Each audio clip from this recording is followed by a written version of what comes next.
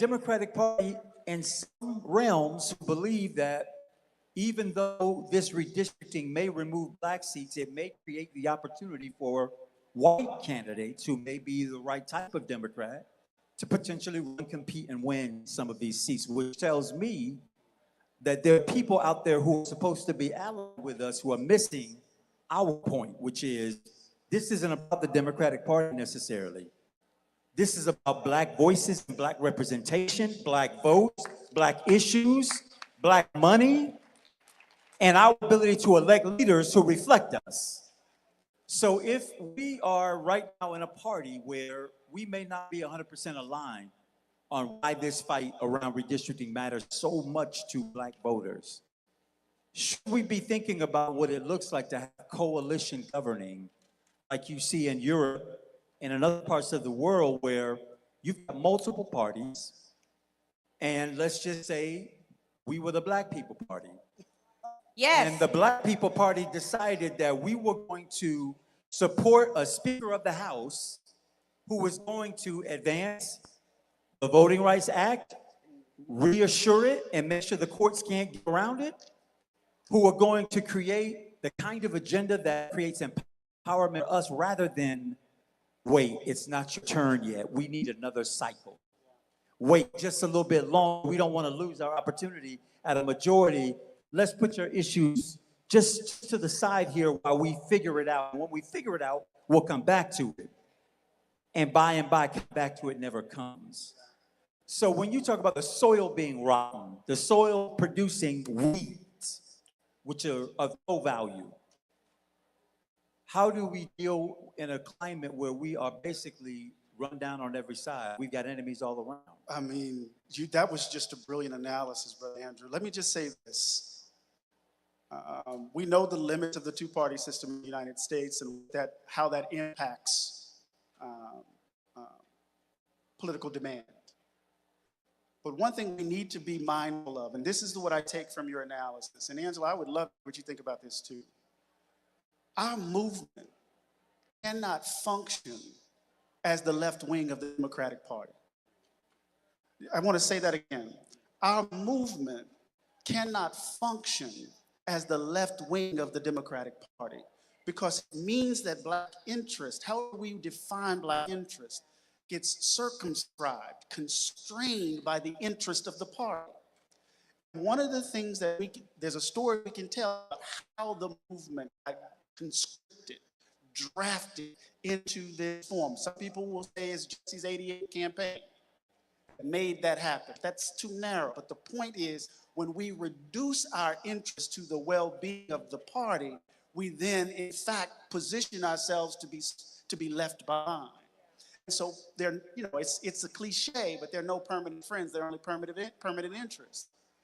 In a certain way, right? And what does that mean for us? That means we have to do the hard work of unpacking what those interests are and what kinds of policies we need in order to secure the flourishing of the communities we care most about. Because people are willing to sacrifice us for whatever they want. Well, and here's the thing about that, and I think it's really important, again, for all of us. This is a nonpartisan event. But what we know is that racism is bipartisan and nonpartisan. There folks don't know bounds when it comes time to figure out who the sacrificial lamb is, and to the point, we are always the sacrificial lamb. But what I think is most exciting about this moment we're in, you talked about a black party. It's also about voting black interests. And I see a member, a former U.S. attorney who was appointed under the Biden administration, was seeking a judgeship, and the Senate paused on his nomination to a United States Senator here by the name of Cindy Hyde-Smith. He's here today, and he will be joining us shortly. He's running for the United States Senate. Y'all give it up for Scott Cologne. I know we got some technical things to work out. He's getting mic'd up, but while that happens, I do think it's important for us to lean in right now around our political power. There's just a huge, amazing rally in Montgomery, Alabama, convened by many of our nation's civil rights orgs, including NAACP, one of the leaders of that tremendous convening with more than 6,500 people, 82 satellite events in 24 states, is sitting right here on the front row. Y'all, please give it up for Melanie Campbell, who's the creator of Black Women's Roundtable, the National Coalition on Black Civic Participation. Y'all can do better than that. She organized us. Come on. Has been doing that. But I think this is the part. I don't want to speak for Melanie, but I'm going to just for a moment. She has to be looking at this moment. Like, Andrew, you have to be looking at this moment. Like, how many times did we have to tell y'all this is where we were headed? How many times did we have to sound the alarm for crisis at this level to hit for you to take us seriously? How many times do you have to yell, get out the vote because it can get worse? Do it because your ancestors died for the right. How many times did it have to happen? And what will it take for us to never get here again? You know, part of it, for me, even as I was asking and discussing that, just here a moment ago about what do we do with our power when it feels like we're always the ones whose list get moved to the bottom. Anytime we find ourselves, or rather the larger structure finds itself between a rock and a hard place. The problem is that when you got Satan 2.0 on one hand and an imperfect ally on the other hand, we know that we're going to get the worst of the worst of the worst of the worst if this devil wins. And in this place, we got to negotiate ourselves, and we may get something, but we're not going to get really what we need. So, y'all, I feel like it's rock and a hard place is, my mama and grandmama used to say it all the time, but I feel like it's insufficient to describe the moment, right? It's crisis on every side. 600,000 Black women began the year with a job, and halfway through it, in this Trump administration, are without. We're talking about the people who breathe life and love and history and future into our community, who now have to think differently about this thing because no longer does what I bring in make a way for house and home. So we're in crisis. Yeah. So in crisis, how do we negotiate our political power to get better, do better, while at the same time we're in a sinking ship? So to that, how do we get better, do better? Part of that, y'all, is we have to elect people who are representing our interests. This is, I know it's nonpartisan. This is not an endorsement. It's just the fact of the matter. This is a Black man. He's been Black his whole life. Okay? He said, I'm a cheer for that. I love that.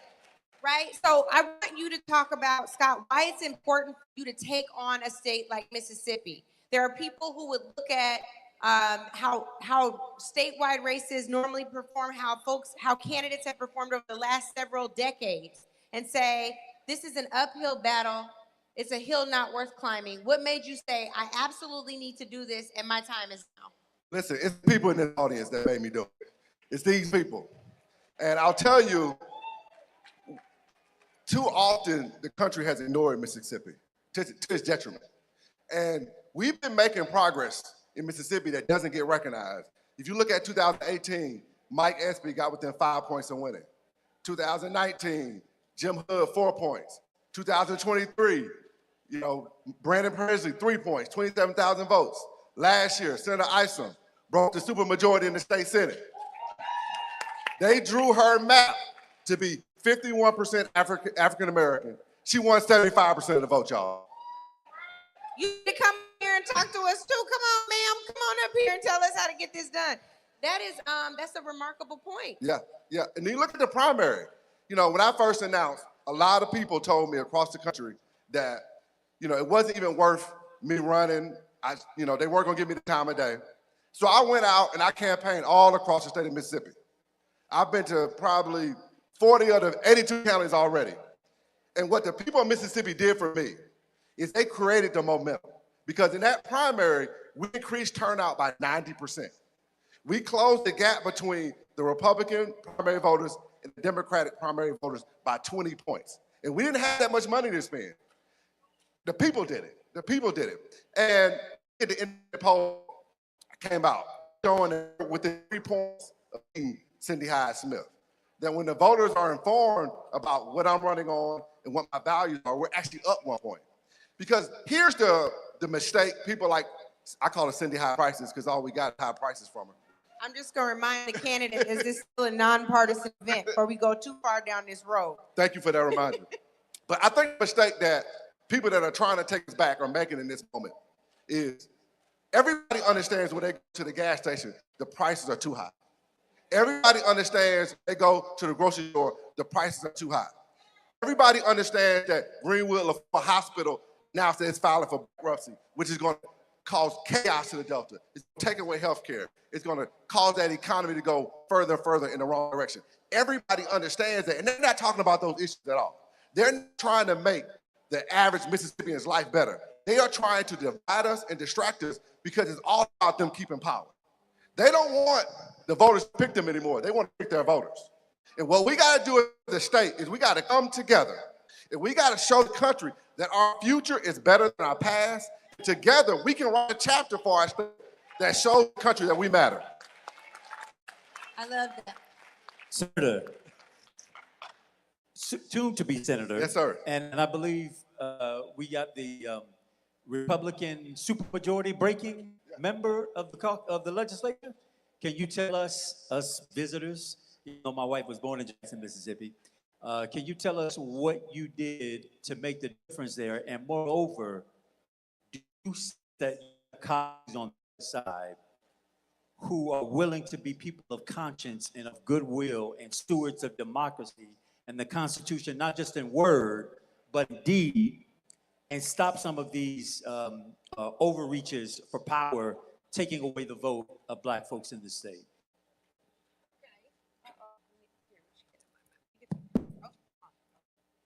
Well, good morning, everyone. Good morning.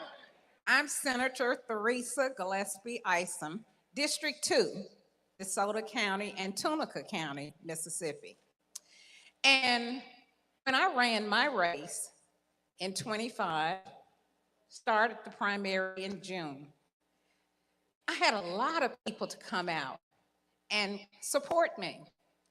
They felt like we needed representation in DeSoto and Tunica County. The young people often would come to me, especially now that I have won this race, and they are so proud.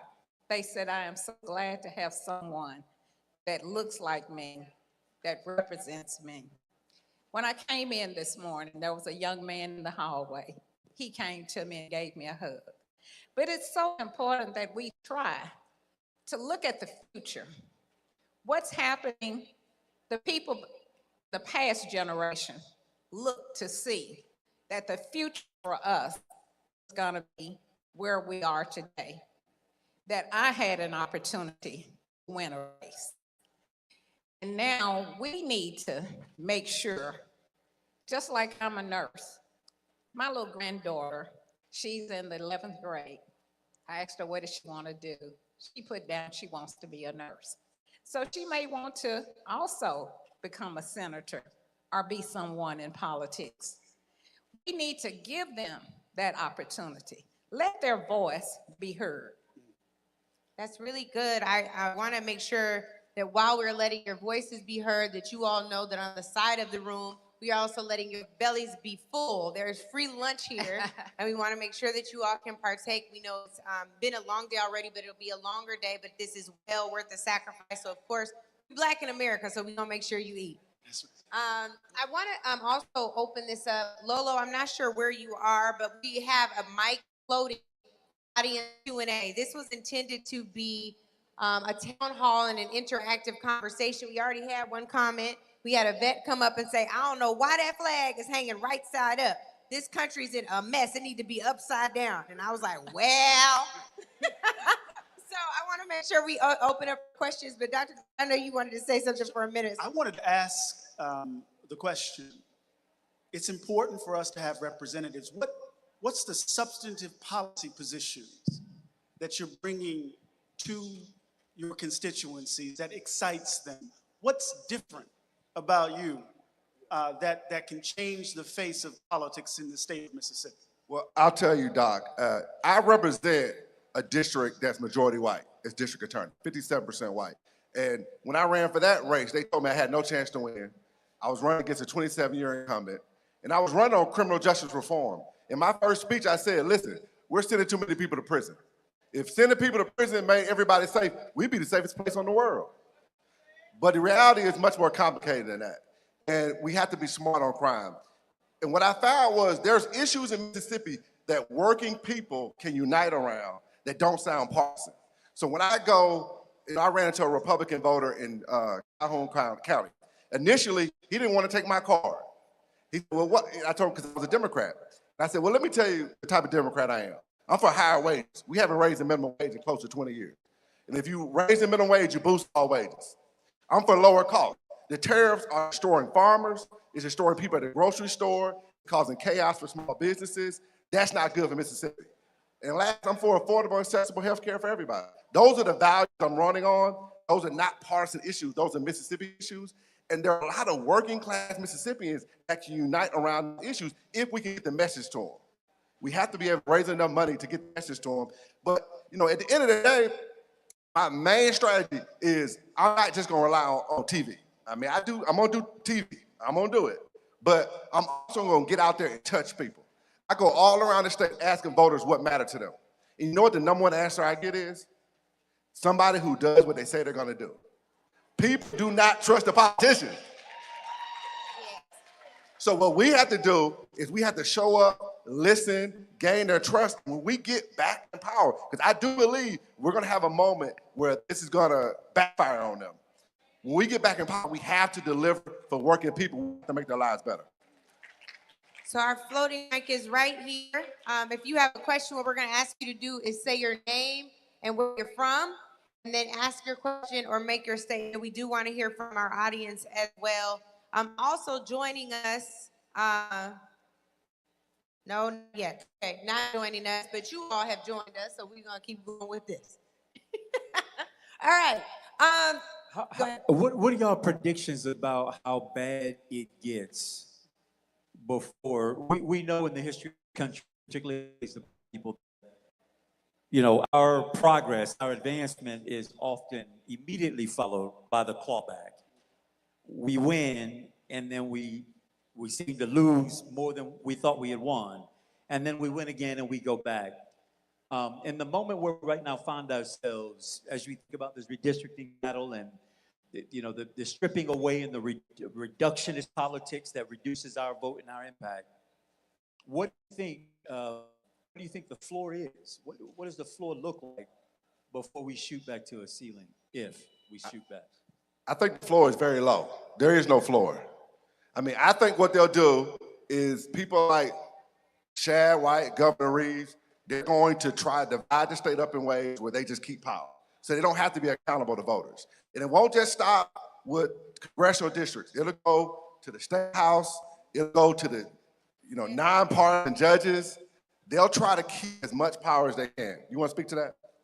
Yes. On April 3rd, 2 days before the end of the session, a resolution was being written. And the resolution was to remove my seat and also Johnny Dupree's seat. That resolution was brought to the committee, but the committee did not pass it. And my thoughts was because of the Louisiana Calais decision that was, being brought up.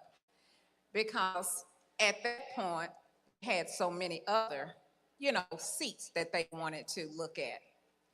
So soon as the decision was brought down on the Louisiana Calais, then the governor now says he's going to look at all of the seats. So my seat, District 2, which was brought about as far as lawsuit that occurred in 25.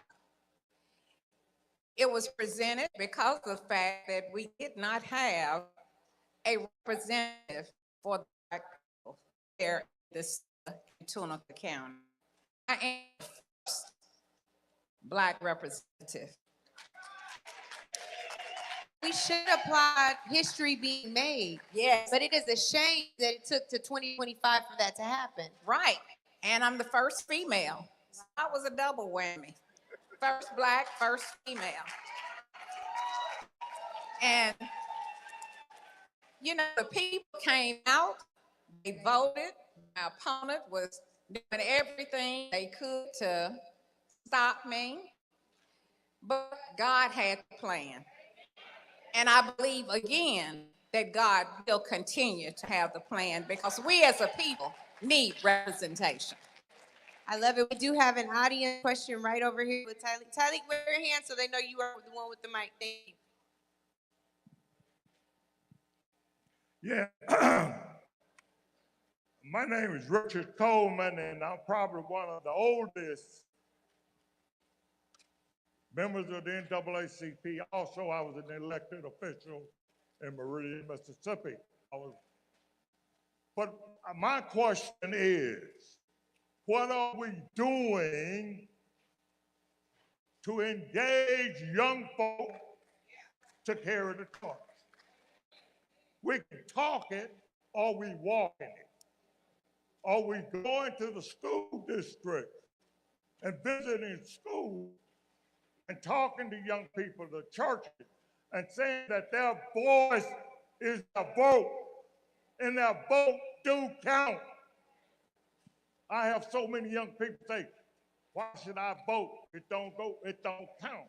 I said, well, let me tell you this, young person and old folk. If you don't vote, it counts anyway. It counts for the opposite side.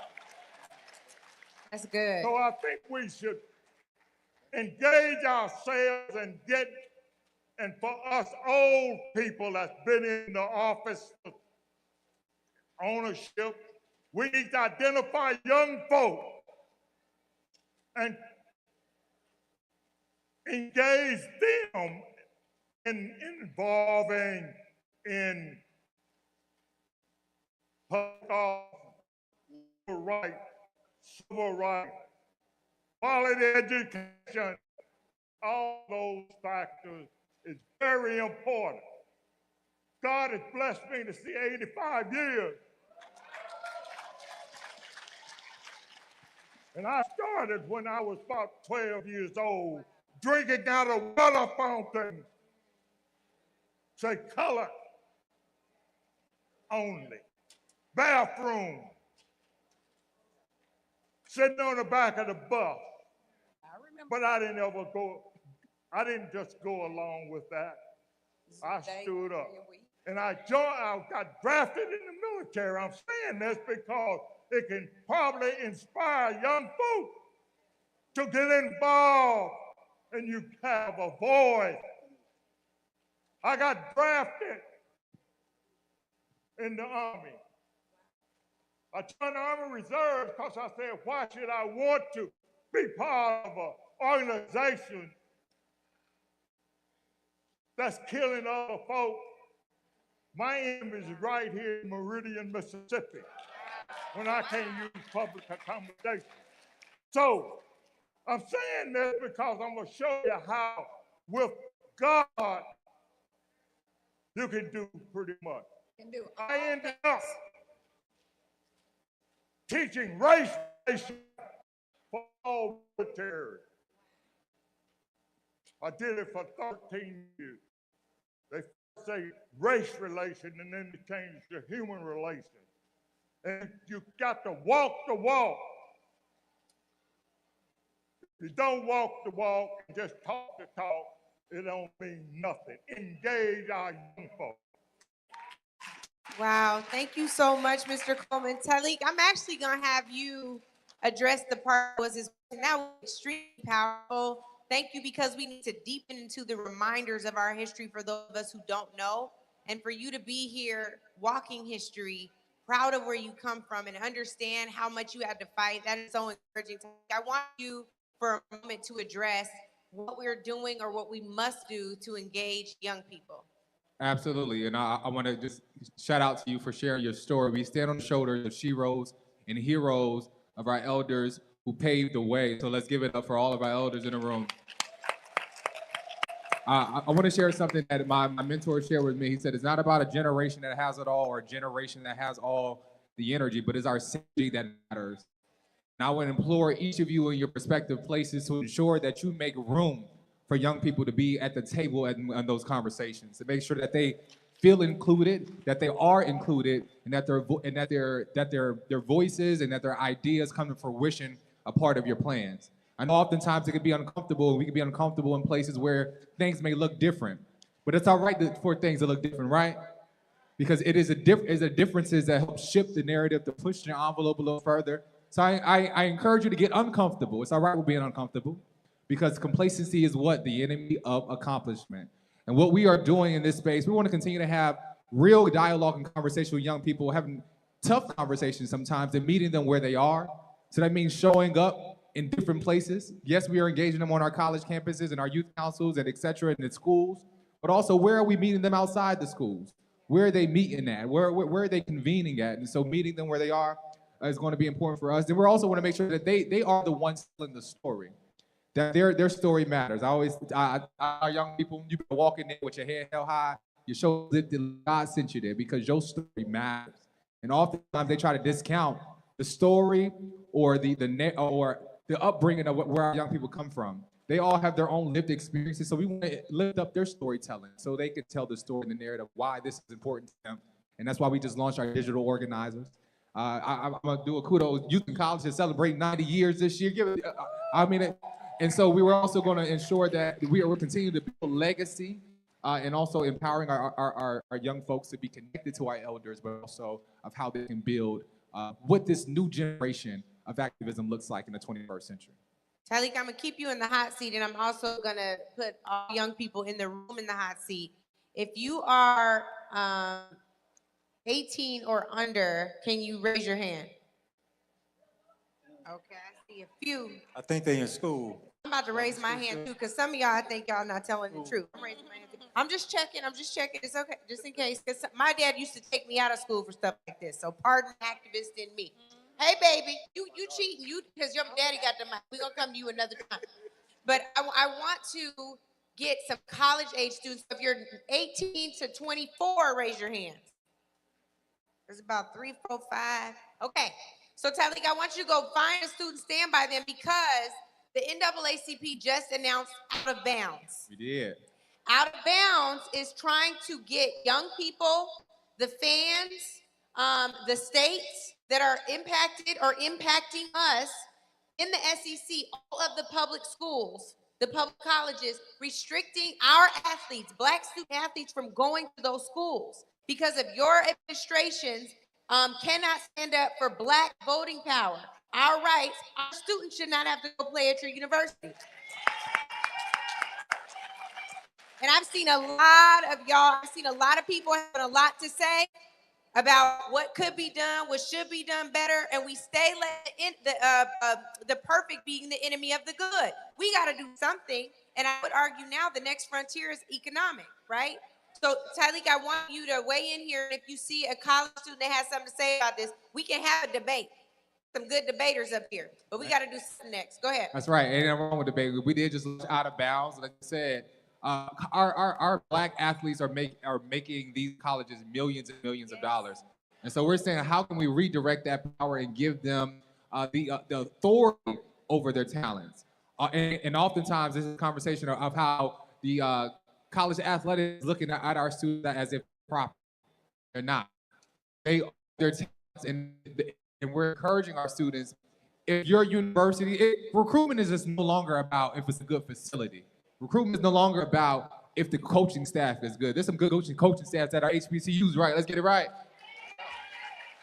But recruitment is also about if your university will stand up for your diversity, your equity, and your inclusion. So we're encouraging our students and our athletes to ask that question on that, and we're doing some evaluations and of these universities. And so that is our encouragement. But this is not only on the students as well. This is on the fans. This is on the alumni. This is on our corporate, our donors that is going to these universities. We encourage you, don't buy a ticket. Season pass that you got last year, don't get it again until they get it right. And so we have to use our economic power to ensure we are holding them accountable. I think this is really important. We can talk about the historical parallels and the repetition. Let's be clear. This ain't 1965.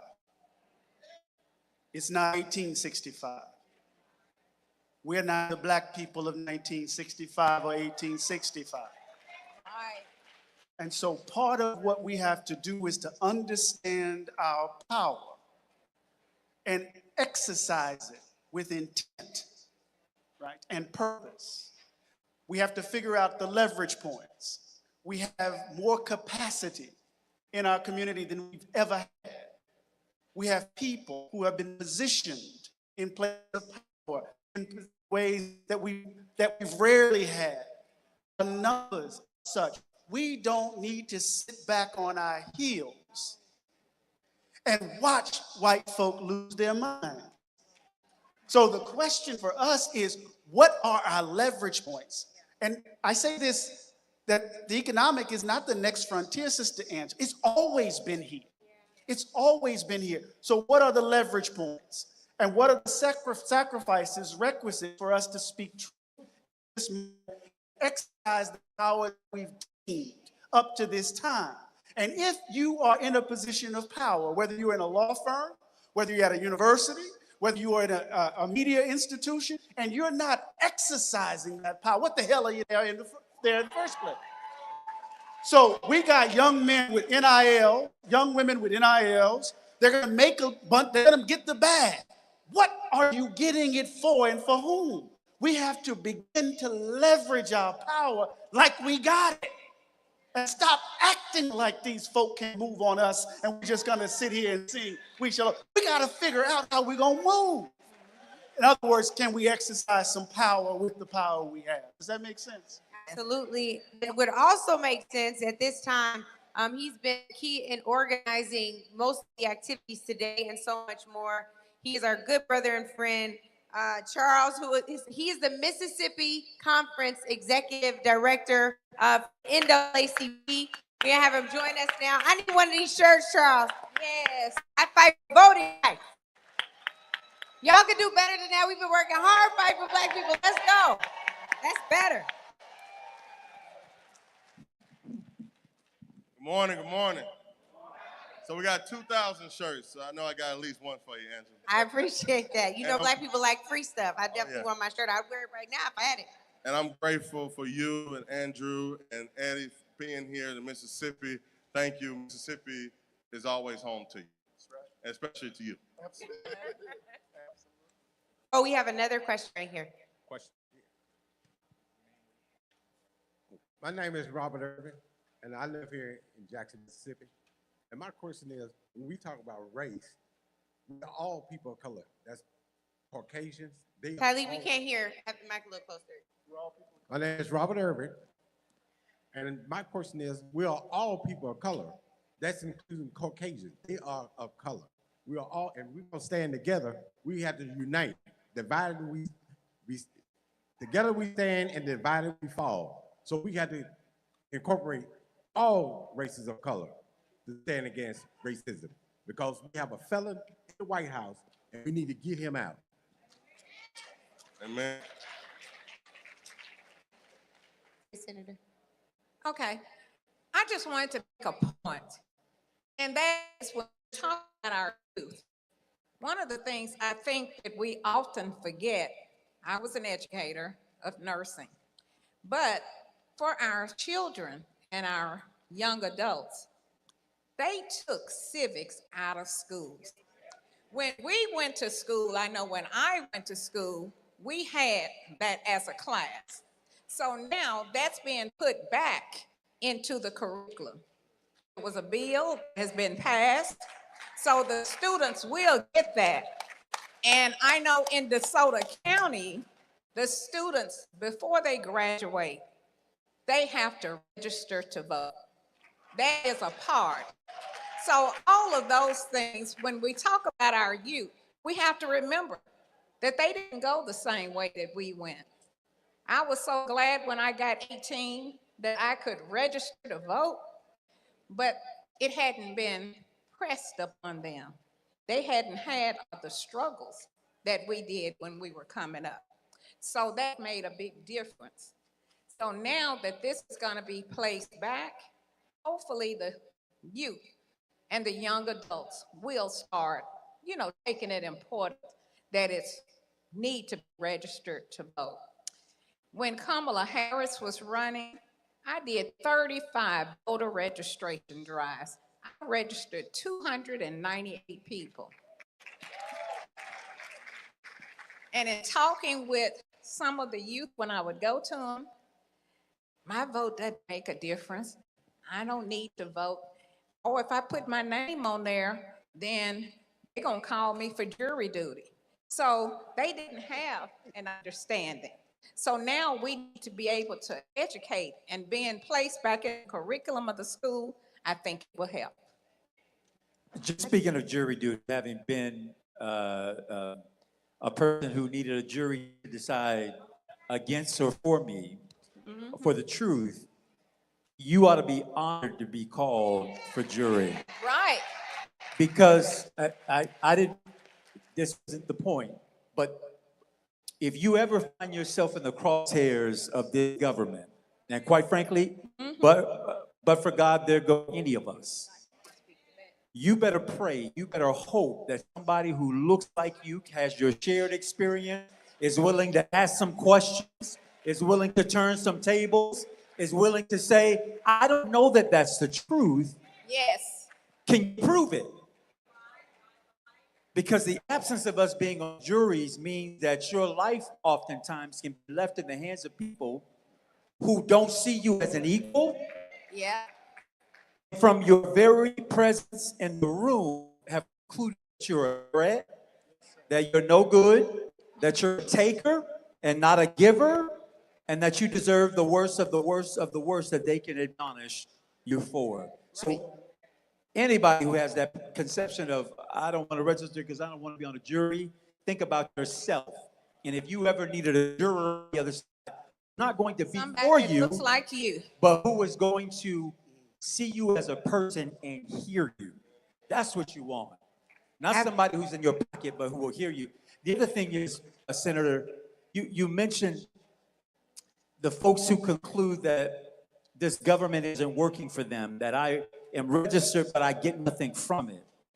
This is one of my big fears about this redistricting fight, is that if they split us in such a way that there are never enough of us to make a difference in their winning or their losing, Correct. why would they ever have to pay attention to our issues? If they can split us up into all of these districts, and at the end of the day and at the beginning of the day, they know that you didn't put them in office and therefore you can take them out of office, and so they have no reason to be of service to you. Right. This is the point. The folks who conclude that the government isn't working with them are daydreaming, living a life with real needs that are being ignored and not being met systemically. Because if it's happening to one of us, that's not a system. That may be a mistake or fall through. Maybe 2 of us of 10, that's an anomaly.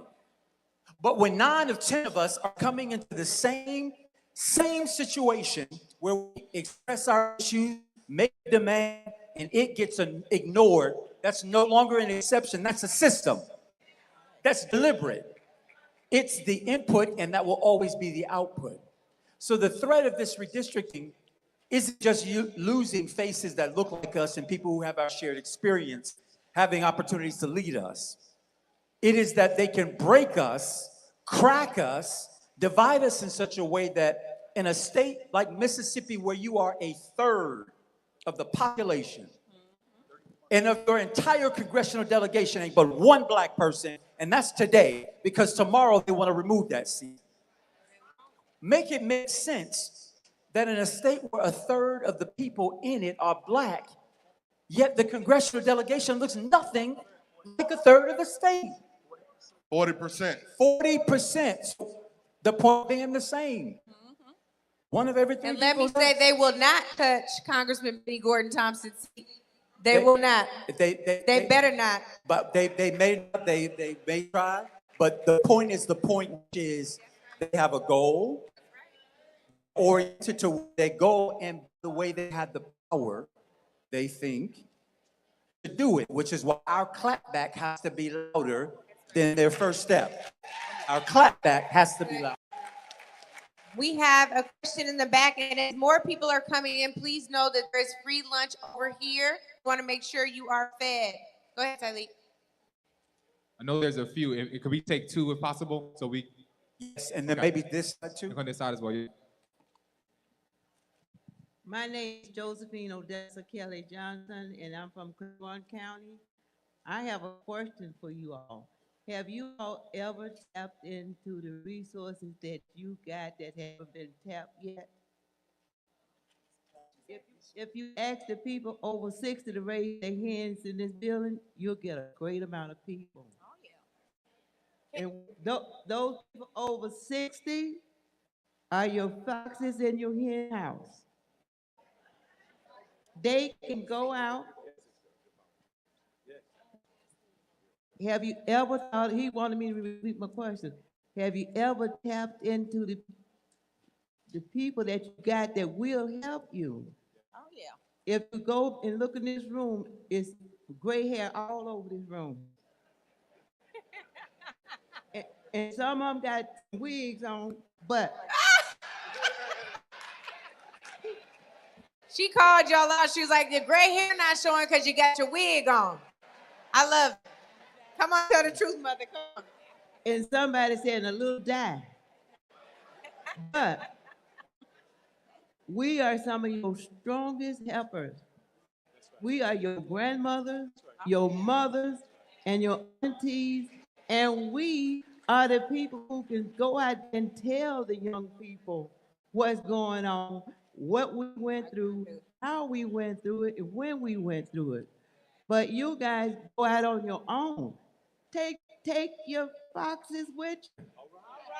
Well, I'm going to tell you what. We don't go anywhere without our elders. I was raised by an activist who is 82 years old, and one thing he won't do is let a day go by without telling me of what my responsibility is, mother. So please know we hear you loud and clear. This morning, and you all will appreciate this, there was, of course, a primary yesterday in several states, including Alabama and Georgia. In Georgia, there's a lot of Black folks who made history in primaries. But there's a Black woman who was the history maker to me, an elder. I think she said she was 85 years old, and she had a T-shirt on where she had a certificate that was basically her voter registration from Georgia from a long time ago. She had an I voted sticker on from yesterday, and she was actually giving the amount they had to pay for a poll tax back in the day. She said that they had to pay $2 or $3 to vote, and they didn't earn $2 or $3 in that week. So she said that was how expensive it was to vote, and she said sometimes they would charge people even more. So she talked about also the vote counting and how important it was that you had to make a decision that this time period for all of us requires sacrifice. So as we say, you know, it's too expensive for these young people to miss out on that scholarship money or that NIL money. What's worse is the NIL money isn't even guaranteed because I can't say it because we're nonpartisan. The other side's agenda right now is something called the SCORE Act. Like keep score. Somebody in here Google the SCORE Act. The SCORE Act is a bigger threat to name, image, and likeness NIL deals than any protest that NAACP is putting on. So that's the bigger threat. Just like they coming after your maps, they coming after your NIL money anyway. And it's not just for state schools, it's for all schools throughout the country. How you doing? My name is James Medius. I'm representing Marion County, Mississippi.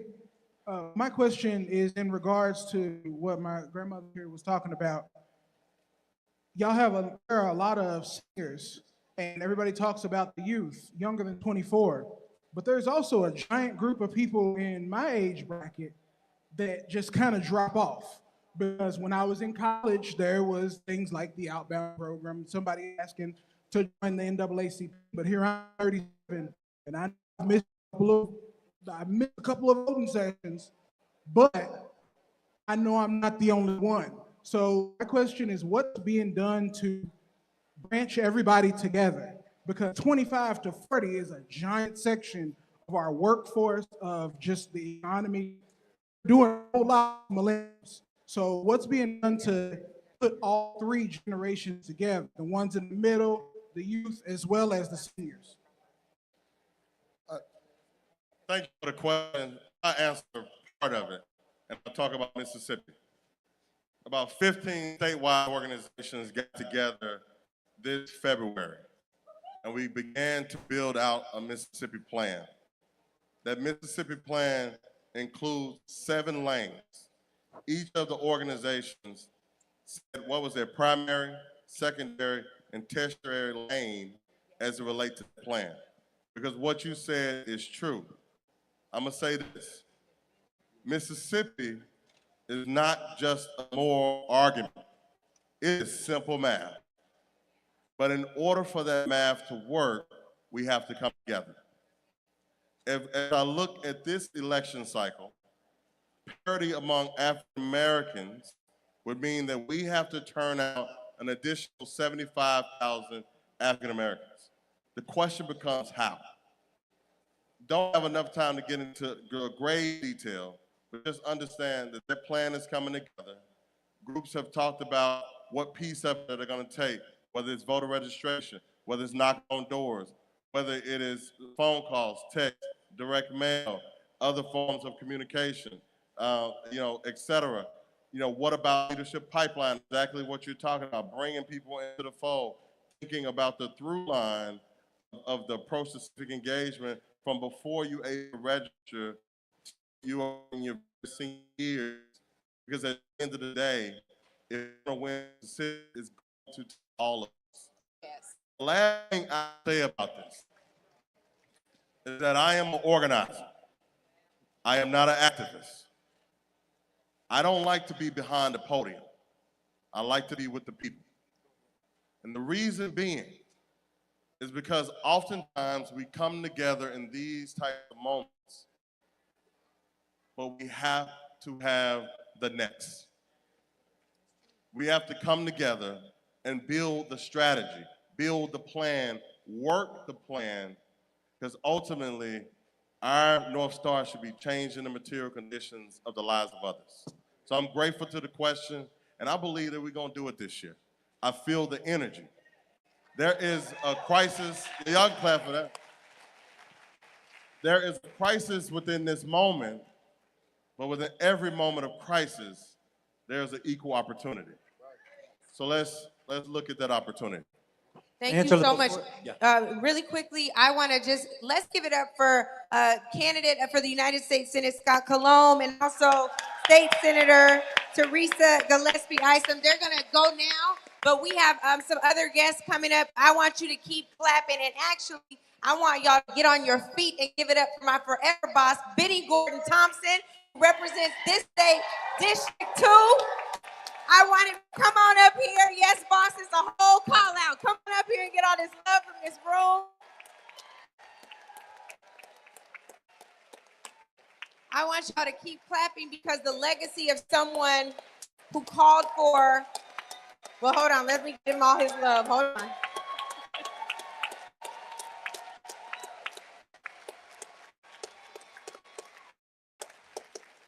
I want you all to keep clapping because there's a giant among us.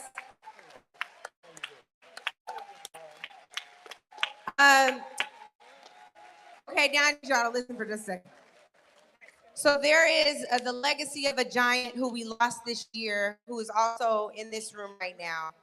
That giant called for a constitutional amendment to protect voting rights. And I think many of us thought for a long time that probably wasn't necessary. But we see today just how fragile democracy is and our civil rights are.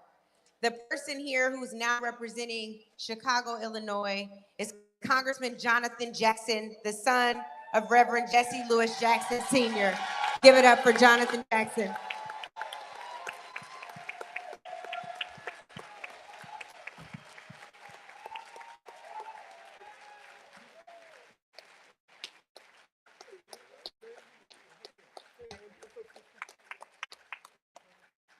Okay, well, we got to hear from my former boss, Congressman Thompson.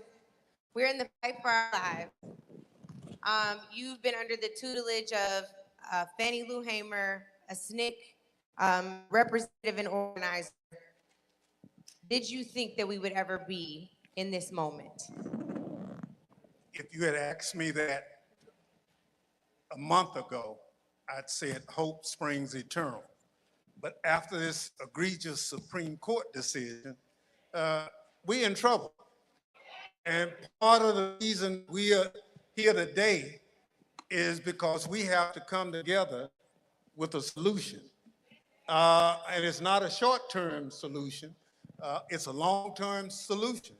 Because if our governor in this state say that a congressperson votes health care, housing, economic opportunity, education, his constituents is a reign of terror.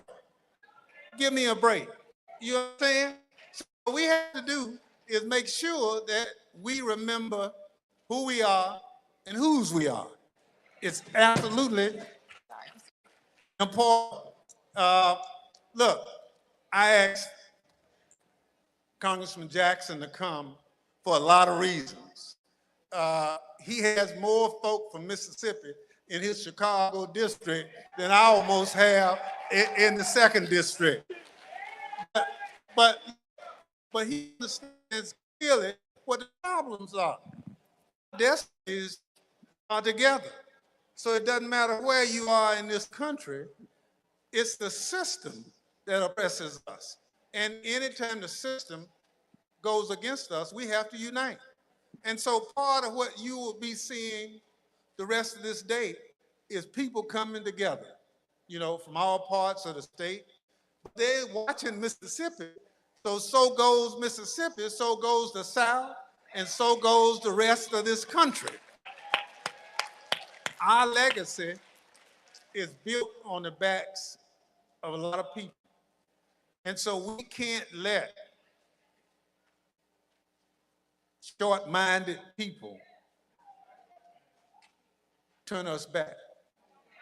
Now, we don't have to act like the crazy folk did on January 6th, but you gonna know we upset. You understand? So part of people being here today is you don't like what's going on. We don't have to burn anything. We don't have to threaten anybody. But we're gonna exercise those democratic options that this Constitution, rule of law, provides us. And guess what? Common sense, motherhood is a good thing. And so if we use it, we can make it. So I'm happy to be here. Angela was one of those radicals I hired when I got to Washington because they said, you don't need to hire people who got their own mind. You don't need to hire people who understand where they came from because they are dangerous, because they will influence other people. And pretty soon, you can't tell them anything. Now, you do know who them is.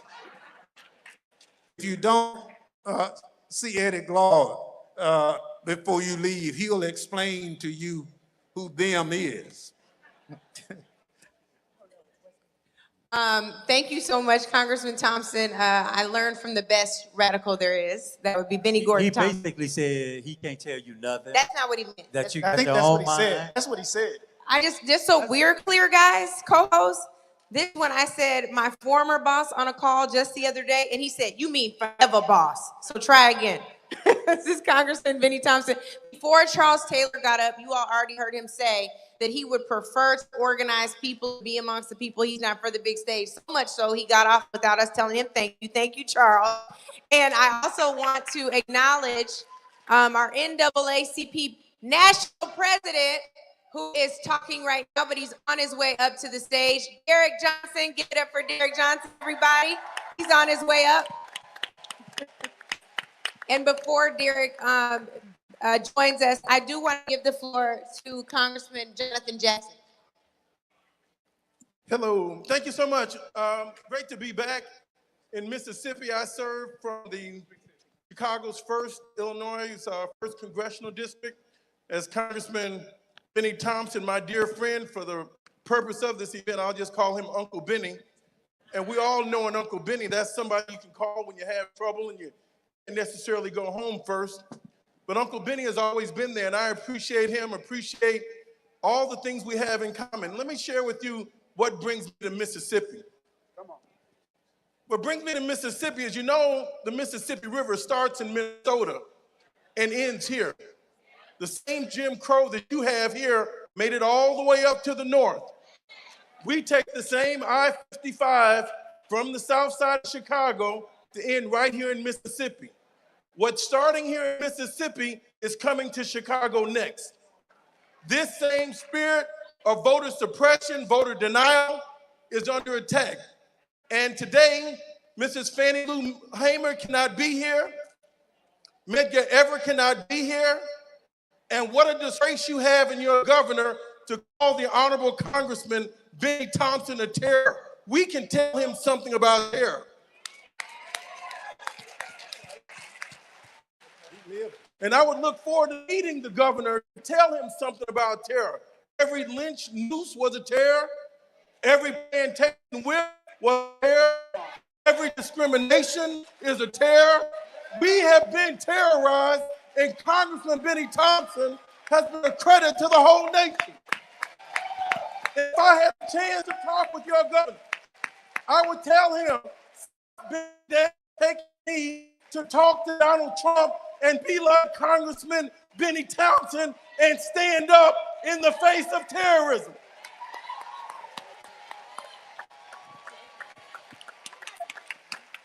Now, my time is up, but I hope you stick around for 1 o'clock because I came here because I'm mad as hell about them calling Congressman Thompson terror.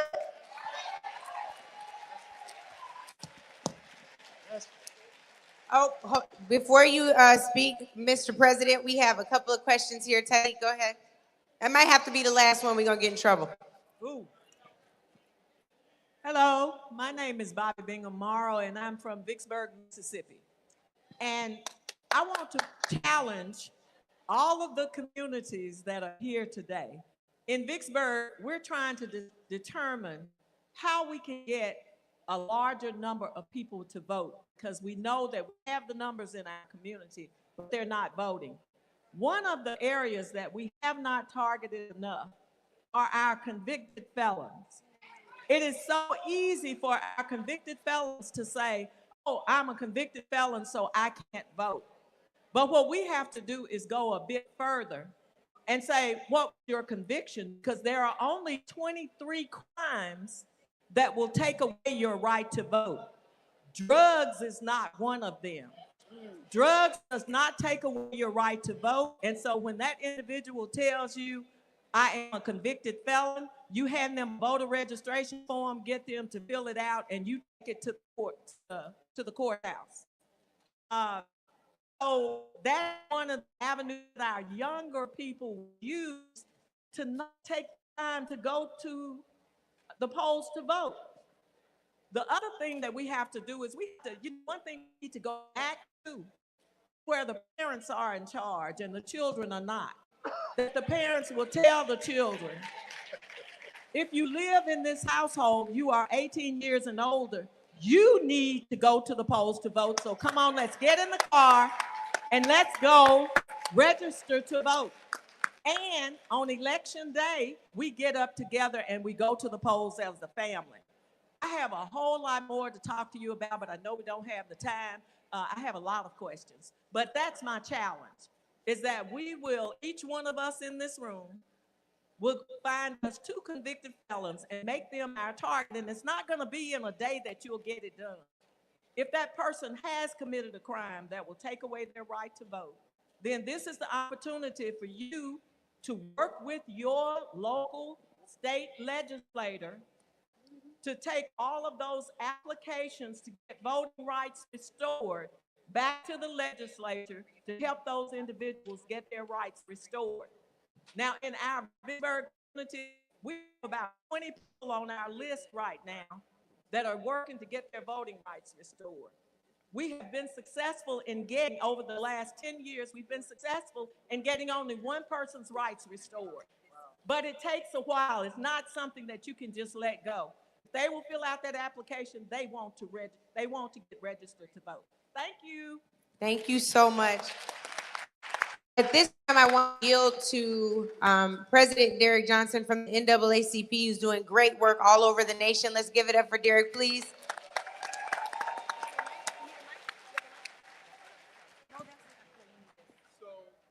First of all, I want to thank all of you who have come out today. Brother Sweetlove and Bishop Thomas from Tennessee, President Jefferson came over from Arkansas. I see Brother Ali from Alabama. At the end of the day, we all we got. And we must stand together. I just left from a meeting with the Legislative Black Caucus. That's why I'm a little delayed.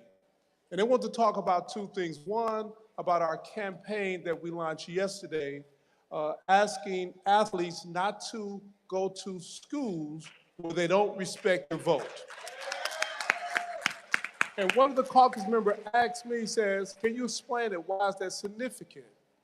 Because we don't believe in sharecropping. We should not perform on the football field or the basketball court so they can generate profit if they don't want to respect our vote and our input on public policy.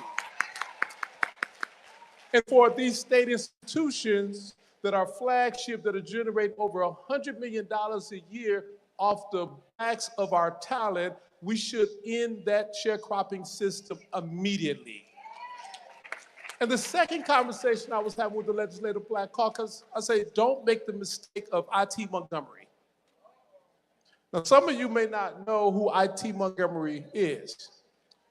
That when rich white folks had the fight that we call the Civil War over money, the rich white folks in the South wanted to maintain an agricultural-based economy off the back of Africans who were in a system of slavery. And those Africans picked up arms and we defeated the Confederacy. We freed ourselves.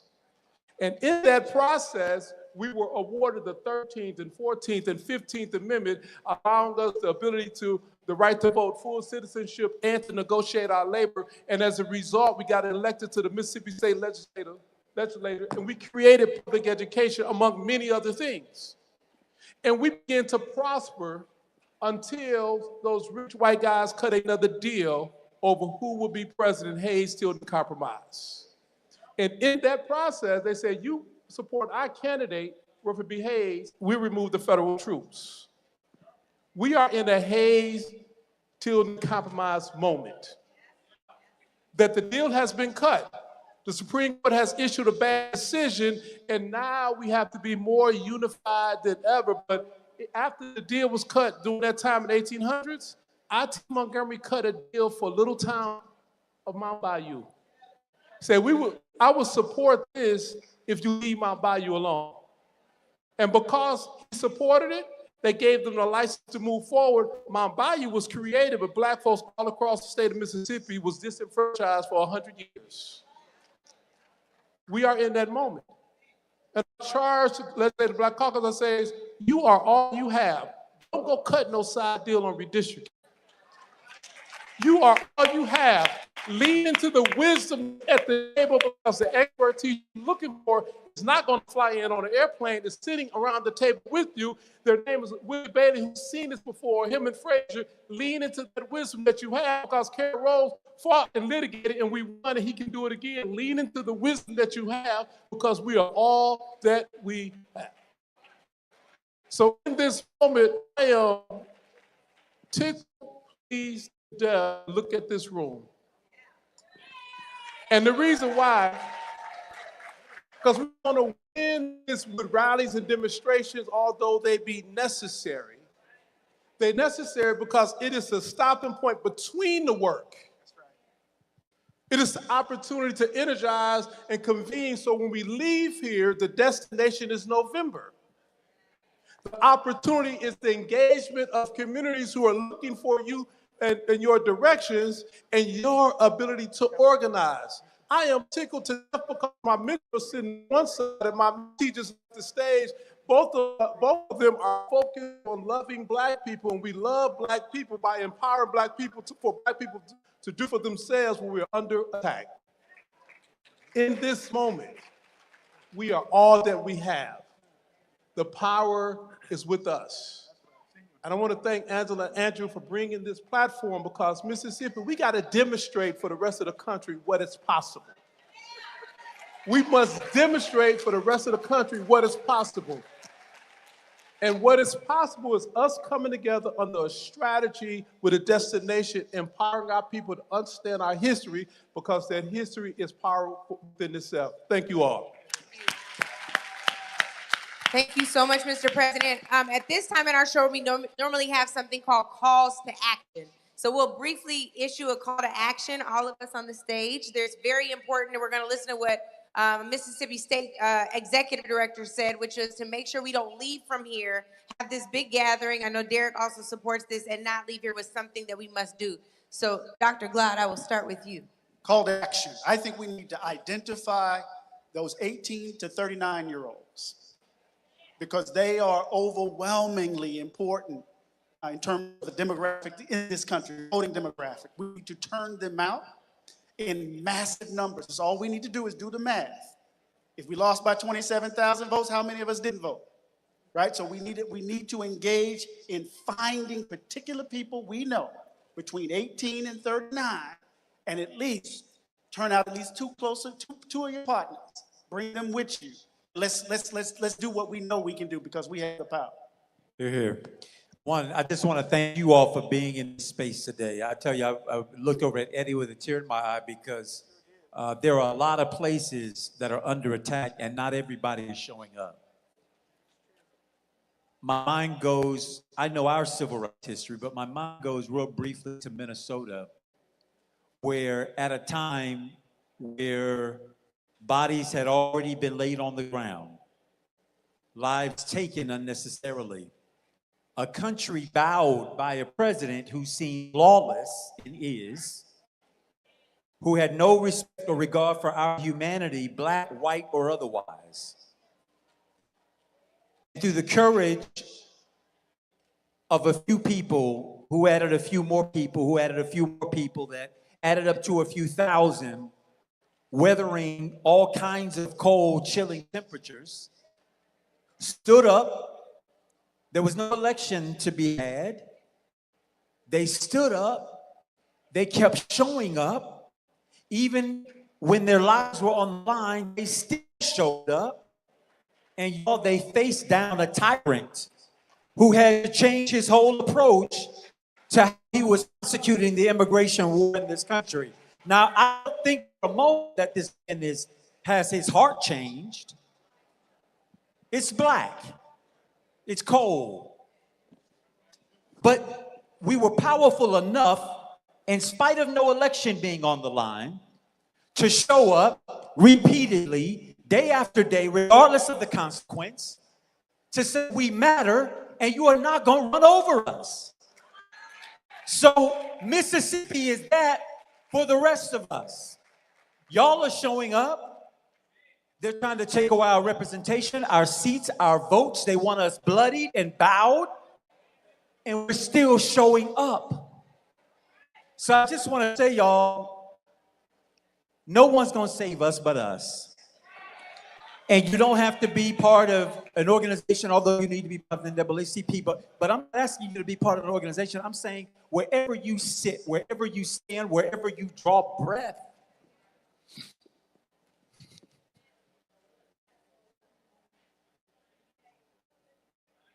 God has blessed every one of us. Breath in our bodies.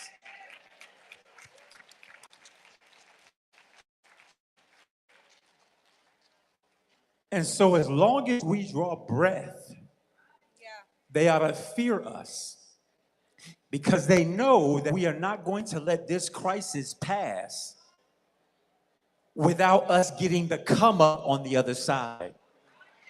So that means Derek can't charge you with going to register 10 people and then come back and check on you to see that you've done that job.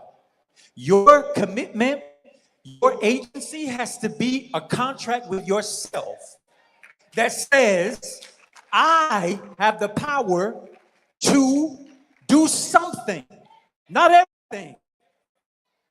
I don't have to be the president, the member, the steward member, the pastor, the preacher, the panelist. I have breath in my body and I can do something to make an impact. That's your charge. Do something. I appreciate that, Andrew. Do something is key. We are sitting in the state that did something, we have the evidence to prove it. Over 10% of all Black elected officials in the nation reside in the state of Mississippi. That didn't happen because we sat by as observers. That happened because we organized and we demonstrated power. November's election is only the stopping point to stop the bleeding, but the power of the Black community rests in each one of us. Step away from the egocentric leadership model where my title and my charisma is it, and lean into the community-centric leadership model that will protect all of us. In this moment, we must demonstrate the wrongness in the Supreme Court decision by overwhelming the polls in November as we march to the power that we already have. Now, I'm guilty of this one thing. I have never known anything but Black. I have never seen a model but Black power.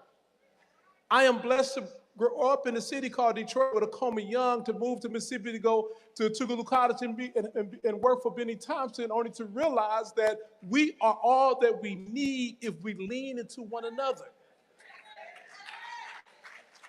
But it has to be strategically, we have to be focused with outcomes, and we have to operate with integrity. Because it's with integrity that Henry Kersey created the whole landscape that got those Black elected officials into place. It was integrity that caused us to join whatever vehicle for voice you decided to do, NAP, AKA, whatever D9, those are vehicles for voice. And it will be integrity not to lean into organizational supremacy, but lean into the power that we have with our community.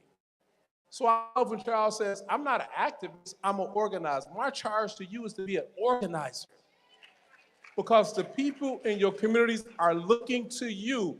They like to see Congressman Thompson. They sometimes want to hear me talk, but they're looking for you to give the support and direction that's needed to lean into the power we have in the Black community.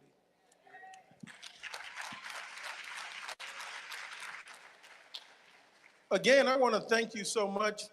My father, Reverend Jesse Jackson, made his transition just about 90 days ago. And I know that if my father were alive today, he would be right here, right now, in Jackson, Mississippi.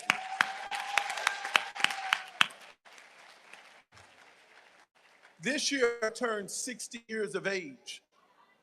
Voting Rights Act passed in 1965.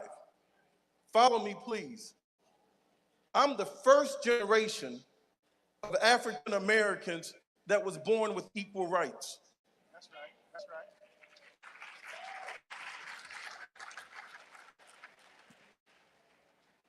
It's not that long ago and not that far away that we just got our rights.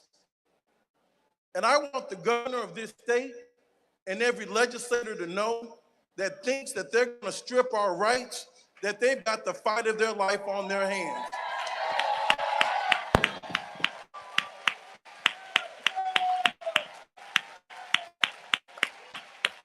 I could not have been here with Reverend Martin Luther King.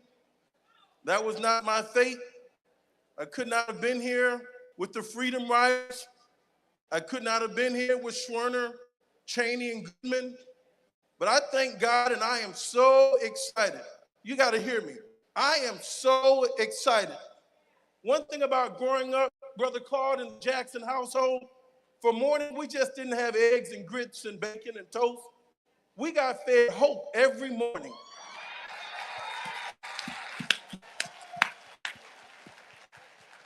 And if they think that we're going to die, they got it wrong. We're only going to multiply. It's so many of us. And the reason they've started the voter suppression, look around, look to the left, look to the right. It's more of us than it is of them. So if they can't win it, they want to steal it. You're not going to steal it this time, baby. No way. Forward ever, backwards never. And I want to thank Benny Thompson, Chairman Benny Thompson. Did you see those thugs? Did you see those wannabe gangsters and those insurrectionists? Did you see them scale the halls of the Capitol and defile our nation's capital? Oh, but did you see one man stand up for Mississippi and call him out by name and looked him in the eye and told him about the Klan, unflinching, unbought, unbowed? A man like none other, the Honorable Chairman Benny Thompson. We need him back, D.C. We love you, Benny.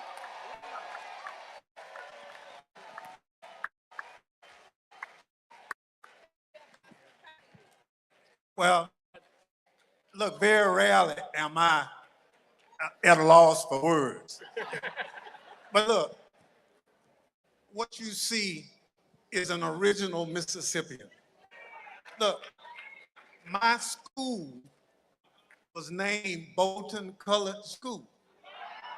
So the reason I act the way I do is because I was mistreated along the way. That mistreatment was not something that I wanted to happen. It's because the system didn't want people like Benny Thompson and you to make it. And so I resent the fact that there are people who don't support education, don't support health care, trying to tell me that those of us who do, that we're maladjusted, that something's wrong with us because we care about the people. And look, the toughest job in America is being black, because you clearly have to understand that the system is not fair. Everyone in here has had a situation occur to you that was simply based on your race. That's this country. And so those of us who try to level the playing field, we get called terrorists. You know, my uncle fought with General Patton in World War II. But when he came back from World War II, he had to get in the back of the train behind the German soldiers who were white, and he was the one that caught the German soldiers. So that is racism personified. And so for what we have at this moment is an opportunity to level set what's happening in this country. The Supreme Court, I thank you for what you're doing to us right now.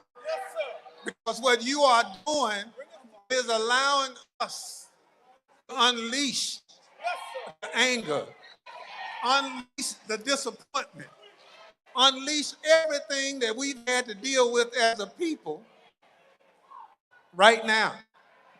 And so what we will come and do is to make sure that going forward,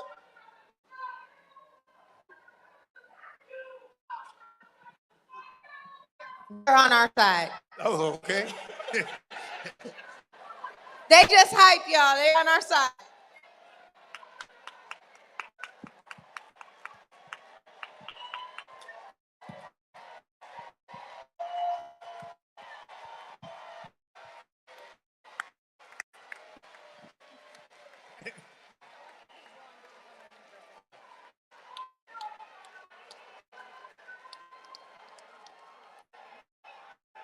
We got some really excited young people in here, keeping that energy going.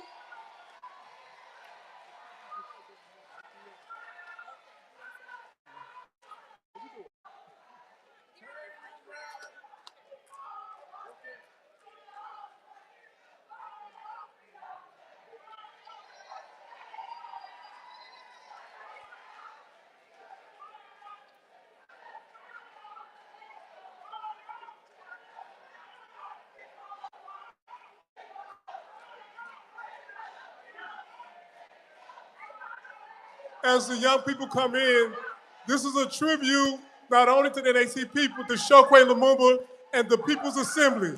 So let's give it up to the legacy of Chokwe Lumumba.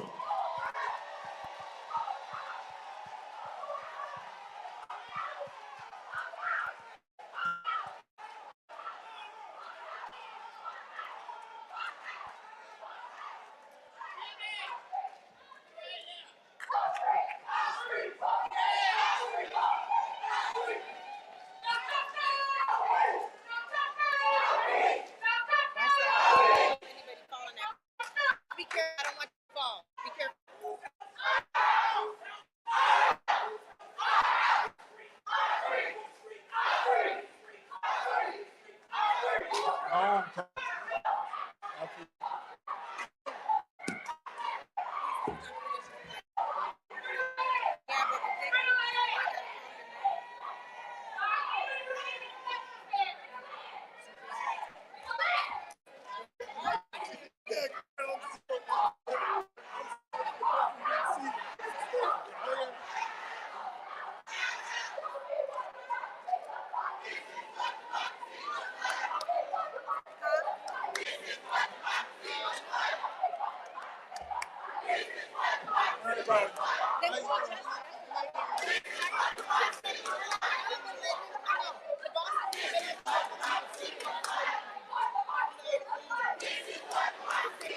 All the way from me.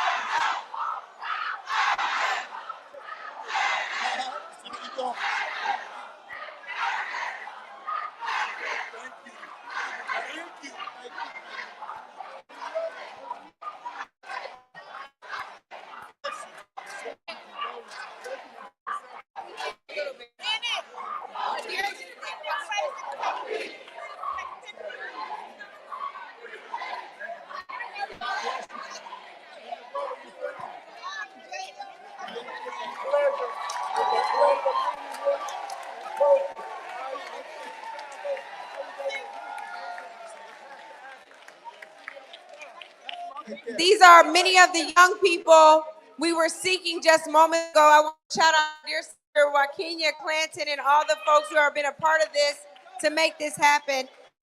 We're going to continue this part of the program to allow Congressman Thompson to give his call to action. Hi, friends. Congressman Thompson is gonna, no, I want y'all to stay right here. Y'all are welcome. Yeah, stay right here. Congressman Thompson was finishing his call to action. So, boss, I'm yielding to you. Look, I agree with everything that's been said. I agree with everything that the people who came in. Let's get this together. Thank you so much.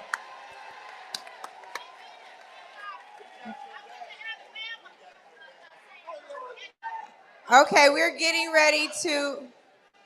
Love the energy. I love it. Keep going, young brother. Keep going. Keep shining. Keep shining. So this has been Native Land Pod. I'm gonna stand up here. Okay, let's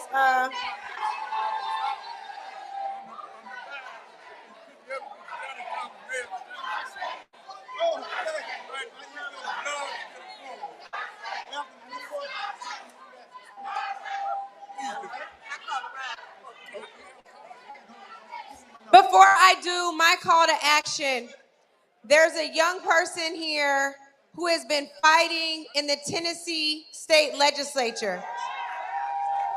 He was expelled once for fighting against mass gun violence in the state. Just last week, as Tennessee worked to eliminate the only majority minority district we had, you saw him in the hallway burn the Confederate flag.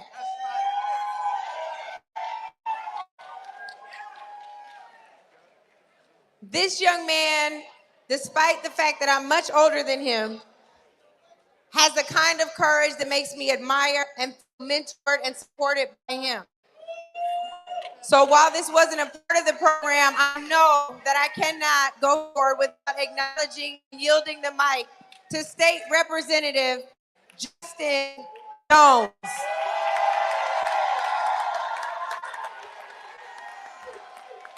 Power to the people. Power to the people.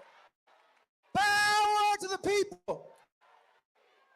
First of all, I want to recognize that we just marched with these young people, my dear sister Rikia here, and these young people who marched down. They ain't gonna let nobody turn us around. Ain't gonna let Tate Reeves turn us around. Ain't gonna let no Jim Crow maps turn us around. And so we come here today because we have a message for the governor. We know that change comes about two ways. Either they see light or they feel the fire. The governor has not seen the light of our movement, so now it's time for him to feel the fire. I burned the Confederate flag as I walked off the Tennessee House because I wanted to send a clear message to the neo-Confederates like Governor Tate Reeves, and Governor Bill Lee, and Governor Kay Ivey, and Governor DeSantis, and Governor Landry, that we will not go back. But most important, I want to send a message we have before we look in front of the stage, a rising generation of civil rights activists. These young people are taking the mantle and saying that it's our time now. That we are not afraid. Come on, young people, because it's your time. Give them a round of applause that they've been leading and organizing. And I'm here today from Tennessee because when they come for one of us, they're coming for all of us. And so what's happening in Mississippi is happening in Tennessee, it's happening in Alabama, it's happening in South Carolina. They're waging war against black folks in the South. But Fannie Lou Hamer sent us to tell them something, that we're not going down without a fight. That we may not be a swing state in Mississippi and Tennessee and Alabama, but we'll swing back on you. We'll fight back with everything we have. We come in the spirit of our ancestors. We come in the spirit of those who are unintimidated by billy clubs and water hoses. And so I want to turn the mic to my dear sister here, because we are an intergenerational movement. That we come as one, but we each stand as 10,000. That they're trying to make a hand that can no longer pick their congressional representatives. But they forgot something very important in the South. We built this. We built this. We built this. We built this. We built this. We built this. We built this. And we'll tear this new Confederacy down.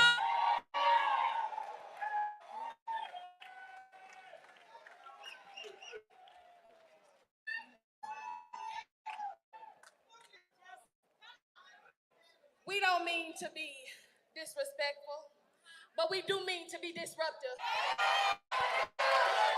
We who believe in freedom shall not rest. And it's a whole lot of young people out here who ain't resting. Because this is our time. This is our generation. This is our moment.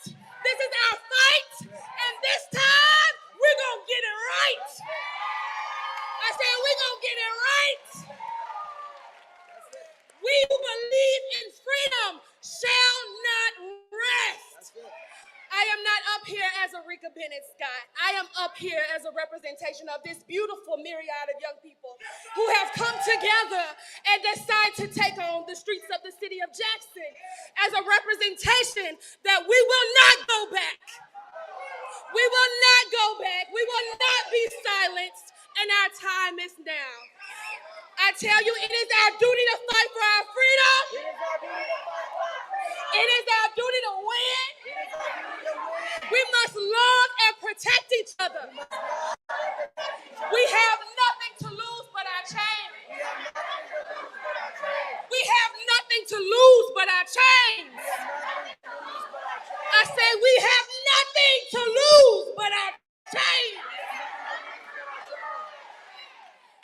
Ashe.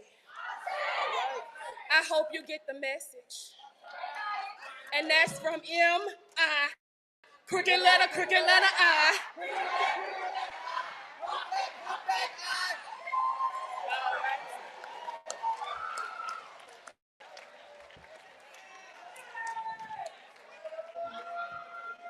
All right, I don't got no call to action. That was a good one. Welcome home, y'all. It's now the time of the rally. Thank you so much for being here.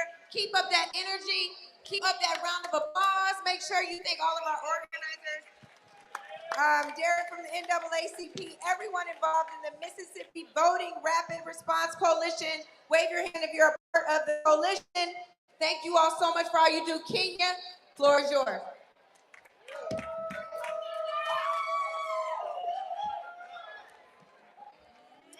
Thank you, sis. Hey, y'all. Hey, family. Hey, family. Family. Family. Family. They told me Mississippi was in the house. Is Mississippi in the house? Is Mississippi in the house? Are you on your feet? If you from the dirty, if you from what they call the silk, I want you to make some noise today. This is our fight. Say, this is our fight. This is our fight. This is my fight. This is my fight. I fight for voting rights. I fight for voting rights. Listen, y'all, for those of you I have not met, I'm with Kenya J.S. Clinton. I proudly serve as the Mississippi State Director for the Southern Poverty Law Center. But more than that, today, I stand before you as a sixth-generation Mississippian. I stand before you as the great-great-great-granddaughter of a man named John Booth Booth, a man who fought in the 52nd Colored Infantry of the Union Army right here in Mississippi. The first infantry that fought and won against the Confederacy. I am his legacy. I am his legacy. I am his legacy. I stand here on hollow ground. I stand here on the grounds of people who had their legs stripped from them. I stand here on the grounds of people who had guns put on their backs. They had their bodies castrated. They had their bodies degraded for public display and public profit. The people in this room, the nearly 2,000 people who are in this room, the people who have journeyed from near and far, from North Mississippi to South Mississippi, from East Mississippi, from Central. We are here. We are here. We're standing on business, the business of voting rights. We will not go quietly into the night on this, y'all. I don't know about y'all, but my ancestors didn't die for this shit. And I'm sitting up here acting like I don't know what time it is.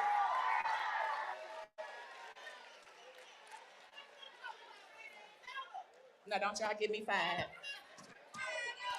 Listen, they told me I had a job to do. Fired up! Fired up! Fired up! They told me it was some NAACPers in the house. They said fired up! Fired up! All right. Listen, I stand here maybe as your MC today, but I also stand here on behalf of more than 40 organizations in the state of Mississippi who have joined together to say, not on our watch. If you are a member of the Mississippi Voting Rights Act Rapid Response Coalition, let me hear you say, oh yeah, oh yeah, oh yeah. Huh? Give you the live link. Okay, I don't know the live link, sir, but somebody gonna help him. Who got the live link so he can get it, please? Bring it to the stage. Ashley, see that lady right there with that headset on. She can help you. Okay, so I know we excited. I know we here on purpose with the purpose, in purpose. But we cannot do anything without the divine order steps of the man above.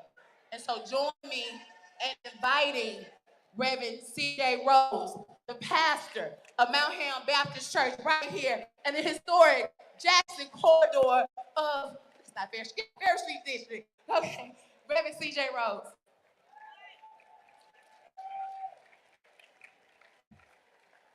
If you're able, I want to invite you to stand with me. Let us pray. God of our weary years and God of silent tears, thou who hast brought us thus far along the way. Here we come again from all across the deep south in the fierce urgency of now. And confess, O Lord, that we are sick and tired of being sick and tired. For we come standing in the long shadow of Mississippi's history, a history stained by slavery and scarred by segregation, a history where black bodies were bought and sold, where black votes were suppressed, and where black voices were silenced, and where the powerful too often mistook oppression for order and injustice for heritage. We come remembering the days after Reconstruction, when hope unborn had died, when freedom briefly rose in this state like the morning sun, only to be met by violent intimidation, laws designed to push our people back to the margins, into the shadows, into invisibility. And even now, those who venerate their Confederate ancestors come anointed with their spirits to preach bad news to the poor, to wound the brokenhearted, to proclaim chains to the captive and darkness to those who cannot see, to crush those already bowed down beneath oppression, and to proclaim the acceptable year of the empire. Yet we, the disgruntled, disregarded, disrespected, dispossessed, disinherited, outright dissed, gathered here today not in the spirit of fear, but with power, love, and a sound mind, not praying for victory, but praying from victory. For your word reminds us that we wrestle not against flesh and blood, but against principalities and powers, against spiritual wickedness in high places. And because this struggle is spiritual, we declare that the weapons of our warfare are not carnal, but mighty through God, pulling down strongholds. You've already overcome the world, so now, Lord, we ask for your power. Power to not go weary in our doing. Power to speak the truth boldly in love. Power to tread upon serpents and scorpions. Power to march until walls tumble down. To resist until giants fall. And believe an empty tomb and an occupied throne means God's truth is still marching on. In this third Reconstruction era, be the God of the encore. As you empowered Medgar, Fannie Lou, Ella, Vern, Martin, and Jesse, and countless other unnamed freedom fighters and foot soldiers, grant this generation holy boldness and Holy Ghost power to make of this old world a new world. Let justice roll down like waters and righteousness like a mighty stream. Let truth crush to earth rise again. Now guide our feet while we run this race. Hold our hands while we fight this battle. And remind us that though the arc of the moral universe is long, under your sovereignty and under our strength, it shall bend toward justice. We believe by faith that you've already answered this prayer and have already given us the victory. So in your strong, mighty, liberating name, we pray and give you praise in advance because victory belongs to us. Amen.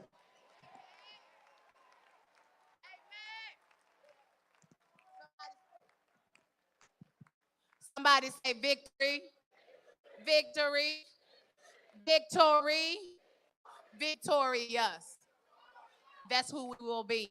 Y'all join me. Today has been brought together by, like I said, by more than 40 different organizations here in the state of Mississippi and also some nationally. And we could not be here if it were not for the tedious efforts of our convener, the convener of the Mississippi Engaged C3 Roundtable, Miss Courtney Body. Y'all join me in welcoming Courtney Body to the stage.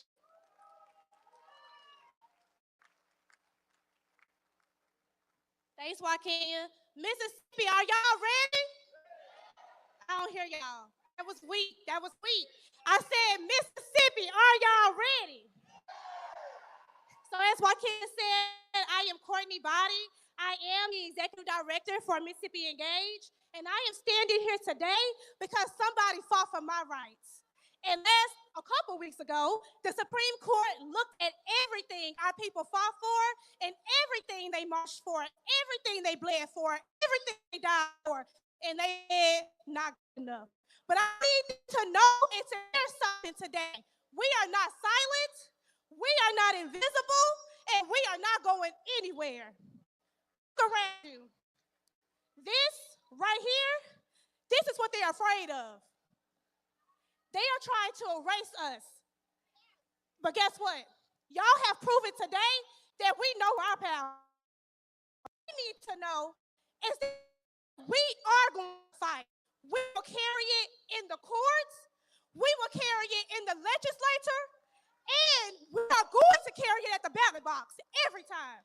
So again, Mississippi, I ask y'all, are y'all ready?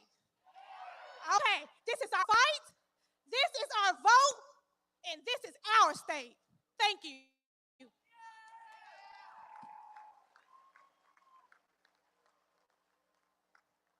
Y'all give it up for Courtney Body. Next up, we have the executive director of the oldest, boldest civil rights organization representing the state of Mississippi, the one and the only Mr. Charles Taylor.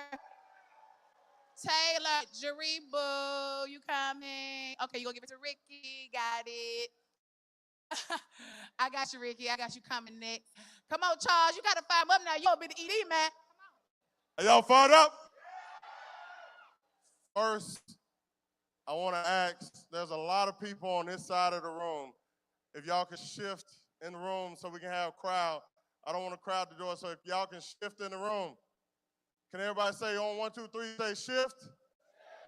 I need y'all to move. I don't see you moving. Shift this way.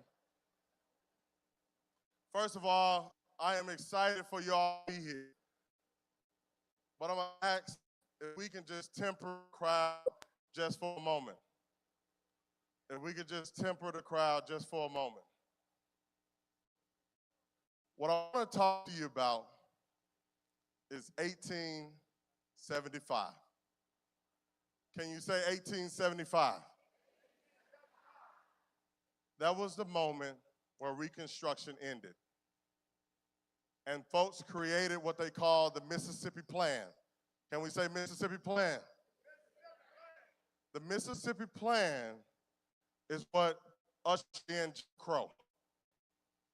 But here's what I want to say to you. It is 2026, and we got a new Mississippi Plan. Mississippi Plan gonna usher in an era of equity, an era of equality, an era in which we all have the right to exercise the most fundamental and precious right in this country, which is to vote. And so here's what I want to say to you. Today, we rally, but tomorrow, the work begins. I want you to say, tomorrow, the work begins. I want you to say, tomorrow, the work begins. Here's why. Mississippi is not just a moral argument. It is simple math. We can win this November. We can elect a black man to the U.S. Senate in Mississippi this November. If you believe that, I want you to make a round of applause. But here's what we have to do. We have to turn out 75,000 more African Americans than we had before. I want you to say 75,000. Now the question is, how do you do it? Each of you have a pledge card in your seat. We need you to commit to vote. And before you leave here, we're gonna ask you to turn in 10 additional pledge cards. If all of us in this room get 10 additional people to vote, that's 200,000 people. So what I'm saying to you is that we can win. So I'm grateful to you. And I'll say this, if you are a member of the NAACP, I want you to make some noise. If you are a person that's ready to fight for voting rights, I want you to make some noise. And if you are a person that's ready to make sure that we get everybody to the polls in November, I want you to make even more noise. This is about fight. And when we fight,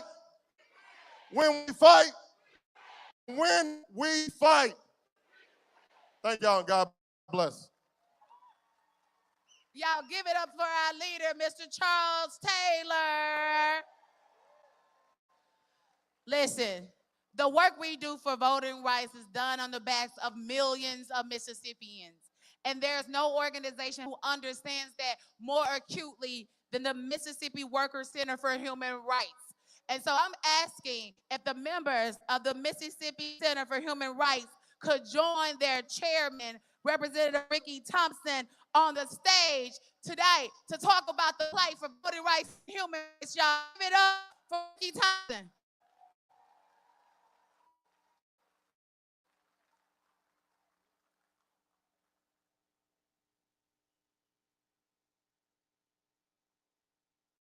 Good afternoon, everyone. Man, you guys look so awesome out there. As we come to the podium, Mississippi Rights for Human Rights. Now, we've been in business for 30 years. When we said 30 years, no justice, no justice. As the director of the Mississippi Human Rights, I want to thank Mr. Ruber here for this opportunity. As we stand here today, this is a very serious moment. As we look at today, we do bring you greetings from the North Mississippi area, where there's a lot of fighting still going on, and I thank everybody for being here. But as you look and you think about the workers, it's all about workers, and then it's all about our voting rights today. Isn't that right? When we fight, and the main thing is I want us to understand what's going on with redistricting. As we all know, and we look at the Mississippi Human Rights, we know to understand the warning that the Lord told them pose, that means we got to get up and we got to stand up. So everybody got to really stand up and fight, because we're in a real fight. And I forgot, I got my Emeritus Board member, Senator Jackson, our past president. Now, as we stand here today, when we leave here, we got to be about the business. And the business to make sure that we don't go back. And we're not going back, right? We are not going back. As the Mississippi Right for Human Workers, we understand when we built this country, it was all about the workers. And this is what it's all about, the voting rights. That means we got to have a voice today. And the voice is in this building today. And I want to let you know that when the voice is in the building, we're not going to be silent, because we are not going back. On behalf of the Mississippi Workers for Human Rights, we thank you for this opportunity today. Thank you so much. Thank you. Thank you to our fierce fighters at the Mississippi Workers' Rights for Human Rights Coalition. You're welcome. Y'all, the one and only Jaribu Hill, y'all. Y'all don't know Jaribu. I don't know what you're doing with yourselves. Listen, I know we got a whole bunch of folks back at the doors. Do me a favor, come on in. We all family. We got a lot of room right here in front. We need to clear the doorways for safety. So if you would, just come on into the room. As they say in the good old Baptist church, come on in the room. Okay, that's all I got. I ain't got no more than that. Okay. Listen, the fight for voting rights has been done so by an incredible community of warriors who've dedicated so much time, commitment, and effort to ensuring that the rule of law, somebody say the rule of law, the rule of law, the rule of law does not fall on a lawless nation. Join me in welcoming to the stage Miss Haria. Haria, come on up, y'all. Give it up for Haria. Representing the Mississippi Center for Justice. Hello, Mississippi. Look at all the beautiful. I'm fired up. Are you fired up? Are you ready to go? Where are my young people at? Where are my elders at?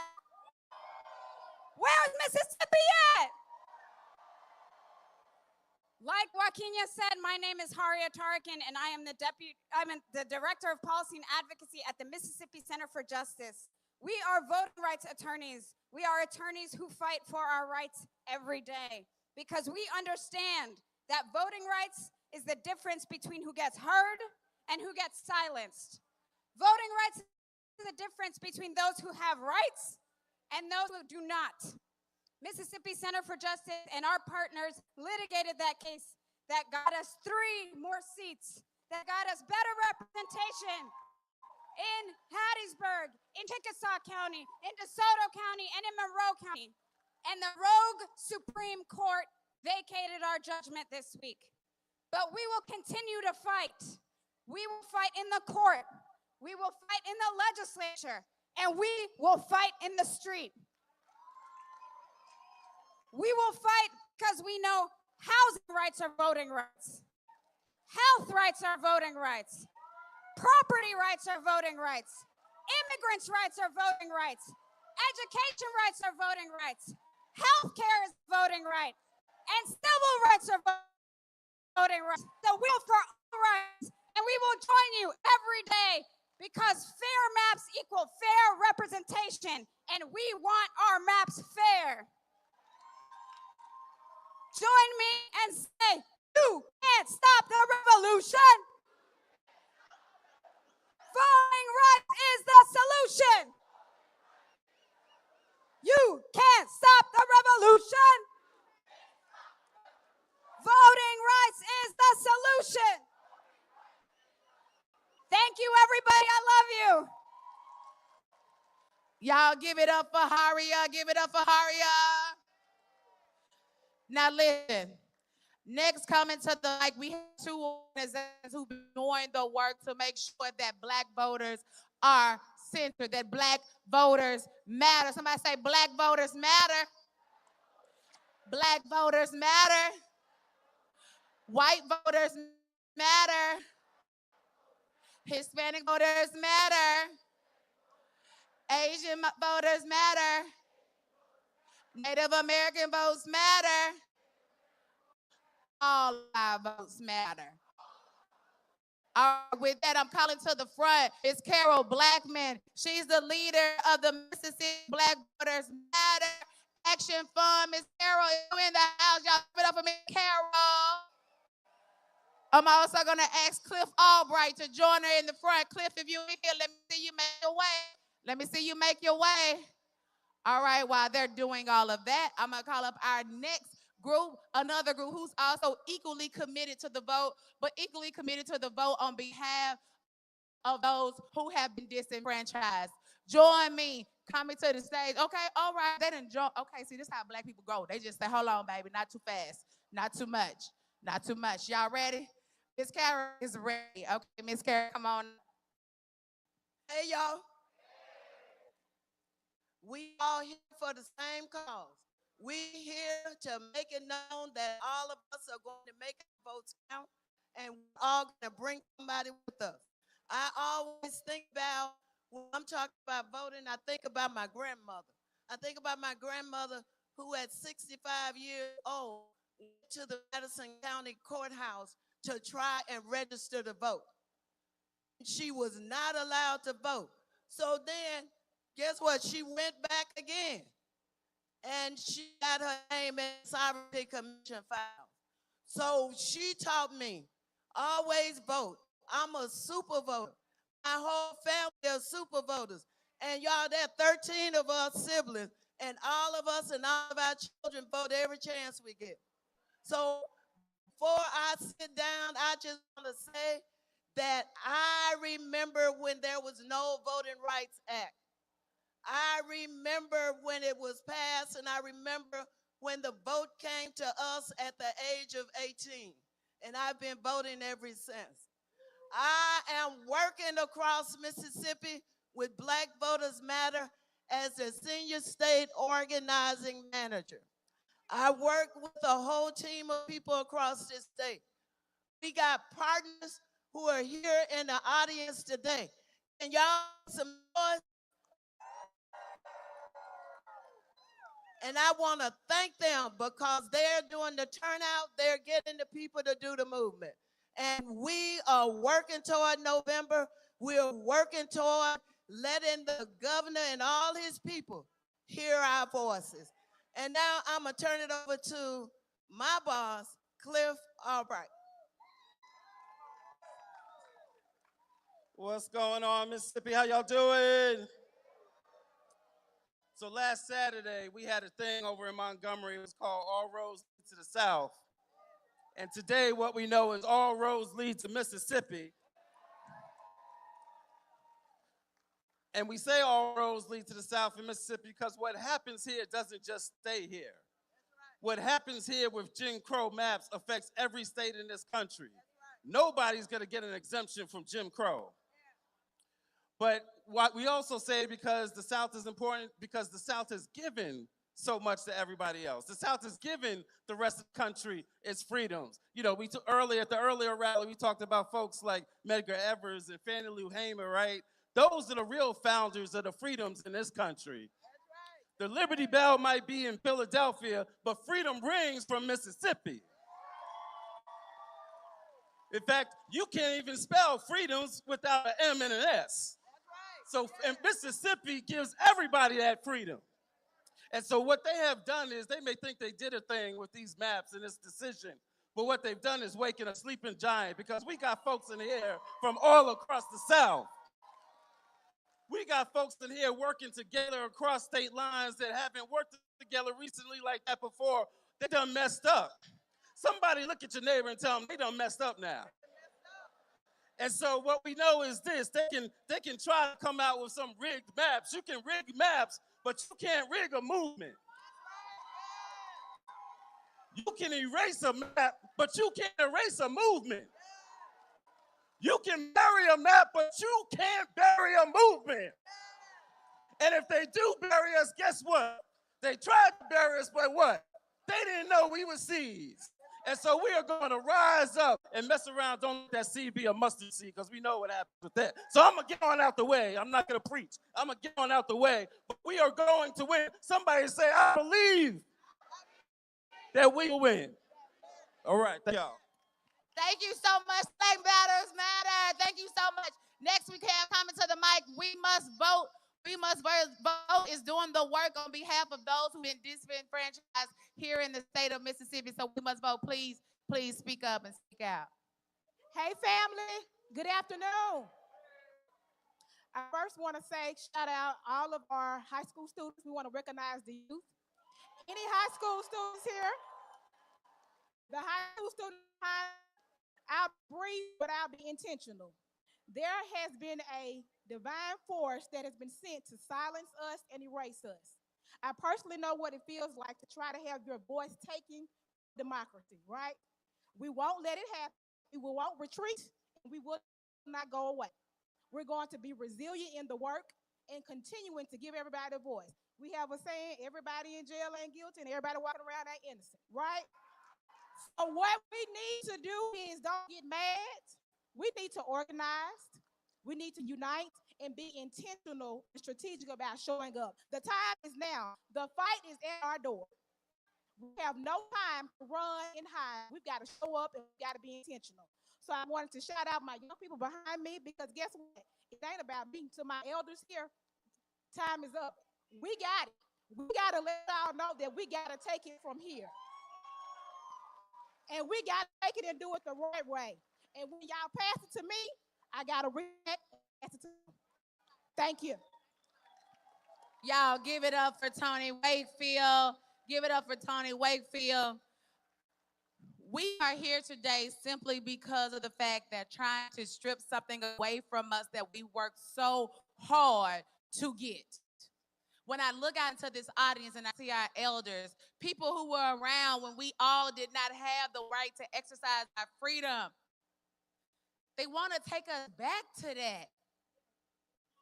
You did not do what you've done for us to give them this right that you worked for. We're here, and we're ready to fight. And you came from where? She came from Arkansas, y'all. Give it up for Mama and from Arkansas. Mama came out, she said, I don't care what the weather say. I'm here to hear from the young people. Thank you, Mama. Thank you for everything you've done. Next, the fight we're fighting right now, y'all, is about the rule of law. And we can't do this work. There's so much that's been done to make sure that we here, the 43% of Mississippians have but equal representation in the legislature to make sure that our voices are heard. And we just have to give a huge shout out to the Mississippi Legislative Black Caucus for all of their work. They've been working real hard, y'all. It ain't easy being in the minority. It ain't easy showing up in the minority. But there are some freedom fighters that we got over there on Congress Street. Come on, and it's led by the one and only chairman, Kareem. If you're a member of the Mississippi Legislative Black Caucus, please come join your chairman on stage. Come on, give it up for the fighters. This is what democracy looks like. This is what democracy looks like. This is what democracy looks like. Ladies and gentlemen, joining me today, my name is Kabir Kareem, and I'm the chairman of the Mississippi Legislative Black Caucus, the unapologetic voice of the 1.2 million black folks here in the state of Mississippi. And these are your representatives of the Mississippi Legislative Black Caucus. Give it up to the Black Caucus here in the state of Mississippi.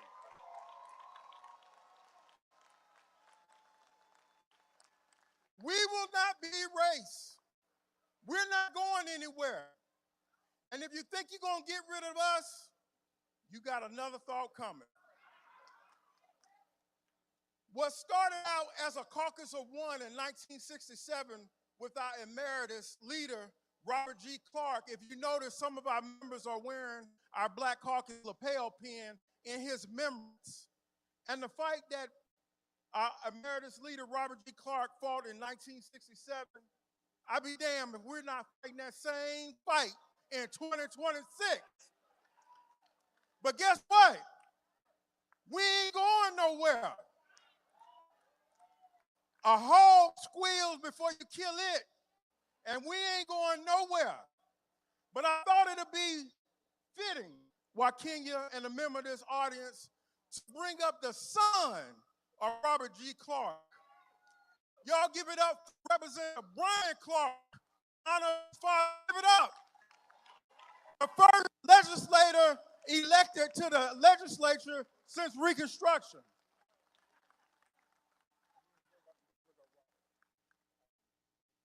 Good afternoon.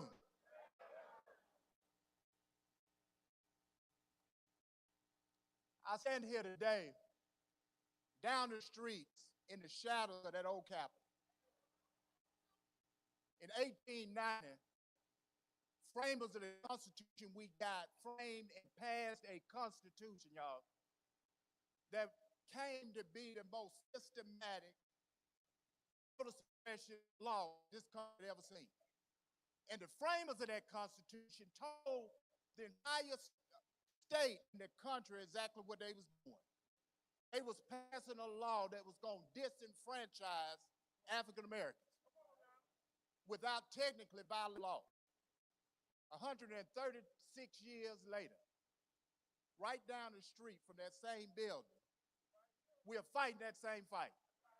We fighting the fight where we got a legislature that is going to go in session that's going to try to disenfranchise black people without technically violating federal law.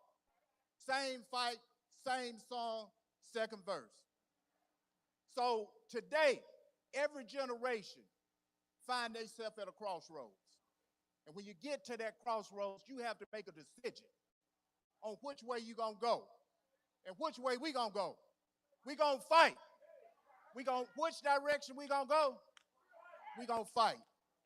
Now, I'm going to ask y'all one thing, is that when you look at the news, read the newspaper, and you hear that the legislature is considering some redistricting, whether it be congressional, legislative, public service, we need everybody in this room that's crowded in this room come to the state capitol. What's the address? 101?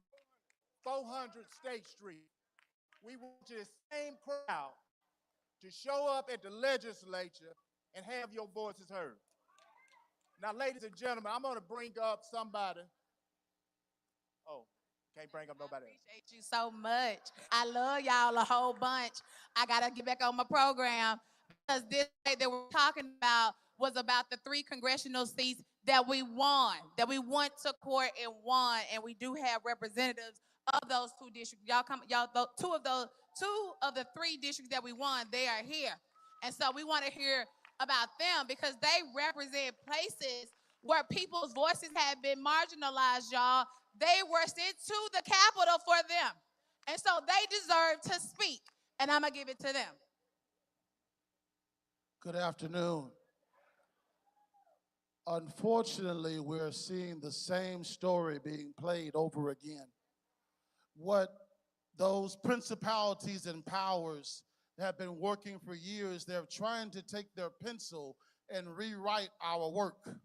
They're trying to take their pencil and rewrite our legacy, our history, and now they're taking that pencil to try to redraw our future. But the problem is now is they're not even trying to redraw it, they're trying to turn the pencil and erase us.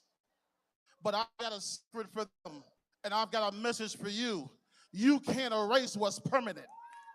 You can't erase what's built to last. You can't erase what's built to be here. We've been here. We are here, and we'll be here.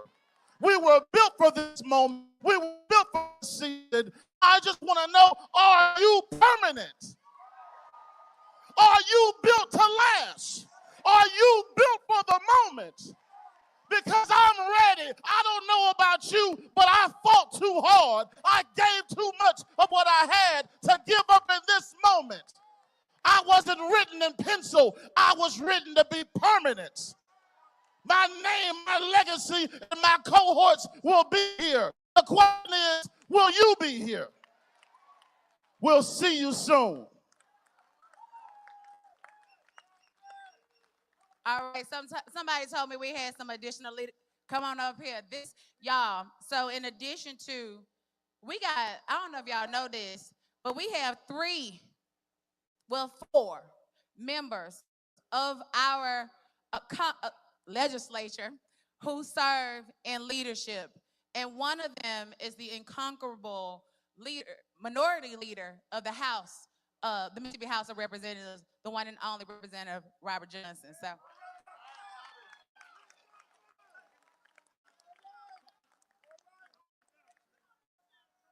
Hey, thank you. I rarely come in a room and say it's hard to follow, but it's hard to follow these. It's been some great speakers up here today, but let me just take a turn at something. You know, we talk about our historical perspective, but as legislators, we deal in the present, and we deal with what we have to do right now.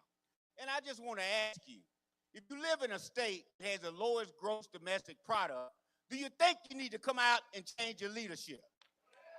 If you live in a state that has the highest poverty level, do you think you need to come out and change the leadership?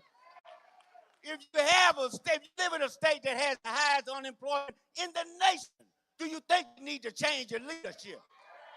Well, let me tell you something. They always tell us that we're only voting at 25%. Well, damn it, it's time now to get up to 100%.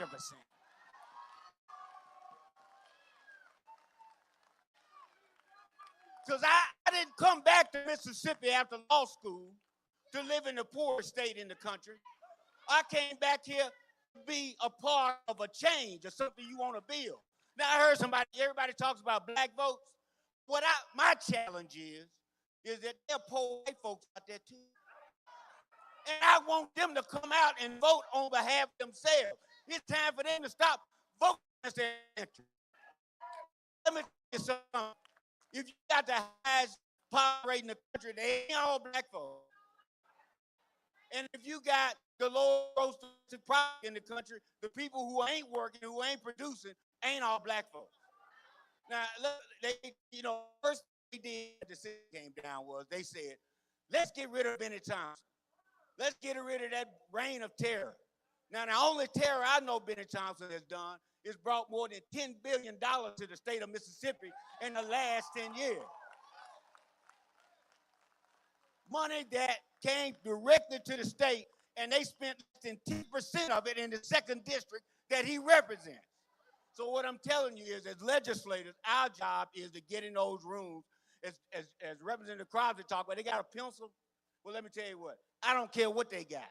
I'm gonna have a club, a knife, or whatever I got to have, but we ain't gonna stand for it no more. This is a fight. This is a fight, and this is a fight where you put your hands in the dirt, you lock arms with your colleagues, and you go in there and you push, and you don't stop until you tear everything down where you can build it back right. Let's fight so we can win. Now y'all see why I had to open up the mic to the man. He know exactly what to say. Thank y'all. Y'all give it up for our caucus. Give it up for our caucus. They've been amazing. Thank y'all so much. Y'all, thank y'all. Thank y'all for your work and thank you for your dedication. Okay, next coming to the mic, we have Trey Murphy. Trey Murphy is a member, he's the national organizer for the Legal Defense Fund, the organization who actually argued the case of Louisiana versus Calais, which is why we're here today. Trey Murphy.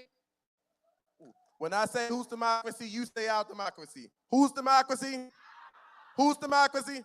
Mississippi, I can't hear you. Who's democracy? All righty. Good afternoon, family, as they say in the Baptist church, because I was born in the Baptist church. I won't be before you long, you know, as they say. But last Saturday, we stood with more than 5,000 people in the state of Alabama. Today, we're standing with what looks like at least 1,000 inside of this room. And the message is still clear. The Supreme Court will not have the final say. The message is clear. The Supreme Court will not have the final say. We're standing here in Jackson, Mississippi, a state with one of the deepest and most painful histories of racial discrimination in this country. And the fact that these maps were voted on at the old Capitol, a place where Jim Crow laws, racial terrorism, and systemic exclusion of Black people in our democracy was passed, is not just offensive, it is a reminder that the forces of voter suppression never disappeared. They just changed their language and changed their tactics. So at LDF, we know this very well because we argued the Calais case before the Supreme Court, that when we were standing in the belly of the beast, what we witnessed was a coordinated attempt to roll back generations of progress. But my wife, Heather Murphy family, is a 5-generation Mississippian. And families here have had to endure lynching, segregation, intimidation, and disenfranchisement.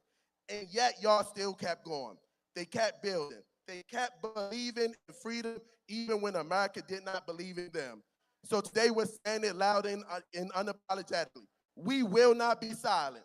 We will not surrender our democracy. And we will not allow extremist courts, cowardly politicians, or hostile administrations to erase the sacrifices of our ancestors. Y'all give it up for Trey. Give it up for Trey. We got another fierce lawyer that's been fighting on the front lines. I'm looking for my brother. Amir Badat. It's Amir. Amir, y'all give it up for Amir Badat. And this is a personal note, y'all. When I think about who do I call when things go awry, it's my brother Amir Badat. And we had started this journey together in 2018. 2018, we both were working outside of Mississippi, and we came down here to help Mike Espy at the time. He was running for the United States Senate, and we said, we're gonna come back home, we're gonna do some stuff. Amir, I think we're doing some stuff. We're doing some stuff. Y'all give it up for Amir Badat. Thank you so much. Hello, Mississippi. Mississippi is in the house tonight. I want everyone just to pause for a second. Take a look around. Look how many people are in this building right now. This is power. This is power. You are power. This is the power that we're going to bring to the fight. I was born and raised in Meridian, Mississippi. My parents immigrated there. Meridian House, where we at? Where y'all at, Meridian? There we go. My parents immigrated there almost 50 years ago.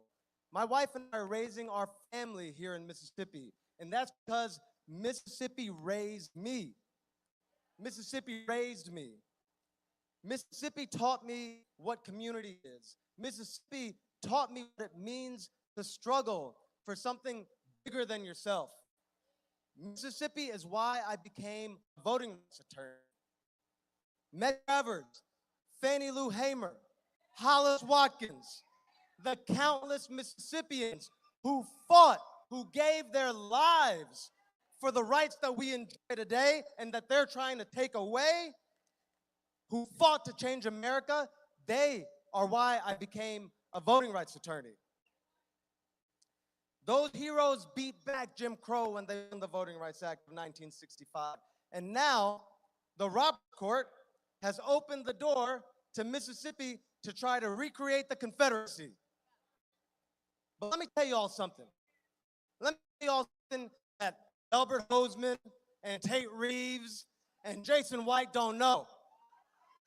Our heroes prepared us for this moment. When Fannie Lou Hamer walked from Ruleville to Indianola to register to vote, she prepared us for this moment. When Hollis Watkins went from county to Mississippi County registering people to vote, he prepared us for this moment. When Medgar Evers organized a boycott of businesses in Jackson, right here, he prepared us for this moment. We are ready for this moment. We are ready to fight. Let me hear you say it. We are ready to fight. Say it with me. We are ready to fight. We are ready to fight. In the legislature, we are ready to fight. In the courthouse, we are ready to fight. And in the streets, we are ready to fight. Thank you. Y'all give it up for my brother. Give it up for my brother, Amir Badat. Listen, the work that we do here can't be done alone. We have to do it in coalition. We got to do it in coalition, meaning that all of us coming together, pulling together our time, our resources, our efforts, all in the name of the same cause. And the cause today is voting rights. So the group of people that I am bringing to the stage next, they are a part of the collective consciousness of the state of Mississippi. That's right, give it up for them. This is a multicultural coalition that we are building here in this state, because what affects one of us affects all of us. Say, what affects one of us? What affects one of us affects all of us. All right, next coming to the stage is the convener of the Mississippi Black Women's Roundtable, the one and only Miss Cassandra Welchlam, and she coming with a village, y'all. Give it up for the Mississippi Black Women's Roundtable. Oh, wait a minute. Who do we have? Let me look, let me see. Oh, y'all, give it up for this, Mr. Melanie, Melanie Campbell. Melanie is president, CEO of National Civic, National Coalition for Black Civic Participation. Y'all, I got so many acronyms, but let me tell y'all about this lady. She has been a fierce warrior. I mean, warrior for us, our people, but specifically Black women in this country, in this nation for more than 30 years. So y'all give it up to Melanie Campbell. Hollis Watkins' name has come up a couple of times. Come on, these my people. And I got some more people out there. Y'all come on in. But Hollis Watkins' name has come up a couple of times in this room. He was my mentor, Derek Johnson's mentor. He was also Najambi Lambright's mentor, and we grew under his leadership. And if he was here, he was saying this: we've come this far by faith, leaning on the Lord. Come on, y'all, yeah.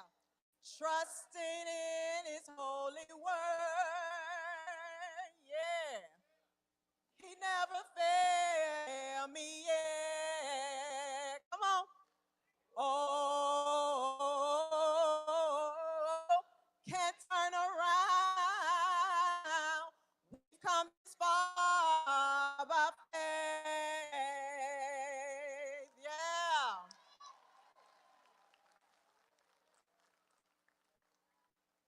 The Mississippi Black Women's Roundtable, along with our national president, Melanie Campbell, who's over the National Coalition of Black Civic Participation and Black Women's Roundtable, and we have Michigan Black Women's Roundtable in the house with us today. We're standing here together as one. I stand in the legacy of Mississippi Black women who have always voted, always organized, and always pushed this state towards justice. Long before it was safe, long before it was popular, long before anyone bothered to protect our vote, Black women in Mississippi and the South walked miles to polling places, faced intimidations, literacy tests, poll taxes, and violence, and yet we still voted. They voted because they believe in a future they might never see, but one that they demanded for all of us. And today, we honor them not with our silence, but with our actions. Because the issues that sit on your kitchen tables are on the ballot box every single year and every single day. We're fighting for paid family and medical leave so no mother has to choose between a paycheck and her health. Amen. Amen. We fight for affordable child care so families can work and thrive and still show up for their children. We fight for maternal health and reproductive justice so Black women can live full, healthy lives. We fight for voting rights because without the vote, we lose the power to shape every one of these issues. Right now, Mississippi and across the country, as many of you have heard, these efforts are to silence our voices, restrict our access, and make it harder for us to do what we have come down here to do. But Mississippi, we ain't going back. We're never going back. We are never going back. So we fight on. We fight on. We fight on. Melanie Campbell. All right. How you doing, Mississippi? How you doing, Mississippi? Well, I am here. I want to let you know I'm here with Brother Hollis Watkins many, many years ago. Anybody remember Stephanie Parker Weaver? Y'all know Deborah Robinson? Some of y'all might remember Reverend James Orange. Come here with those young people coming out here and fighting for the Mississippi, the catfish workers to make sure they had workers' rights. So, and I got folks from Meridian, Mississippi. So by way of Florida, I came by. By way of Georgia, I came by. By way of DC, I came by to remind us that we are the leaders we're looking for. Look at your neighbor. Say, neighbor, neighbor, oh neighbor, you are the leader you're looking for. We are the power.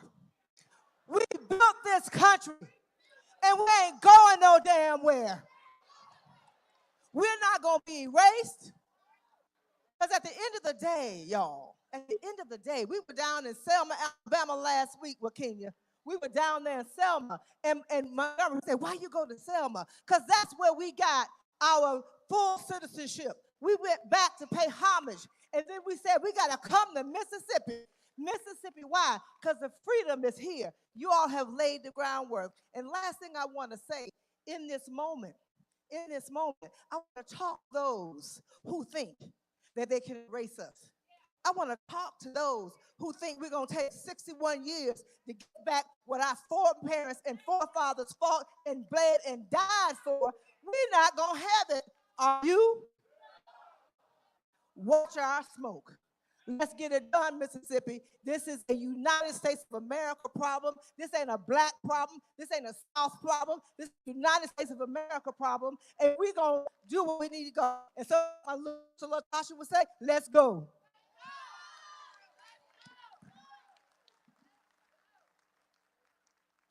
Listen, y'all, if you got a fan say Mississippi fights back, come on, y'all. I know it's been long, but it ain't wrong. Say Mississippi fights back.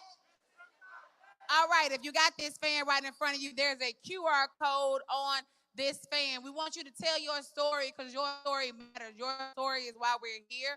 And so do us a favor, scan this QR code so that you can let the people know why this cause matters to you. Listen, next up, because y'all, hey, we building up to something big. Say, we building up to something big. We building up to something big. Listen. I'm actually going to ask us to take a quick little music break. I feel like we need an energy booster. Y'all need an energy booster? Just a little bit of an energy booster. DJ, what you got for me?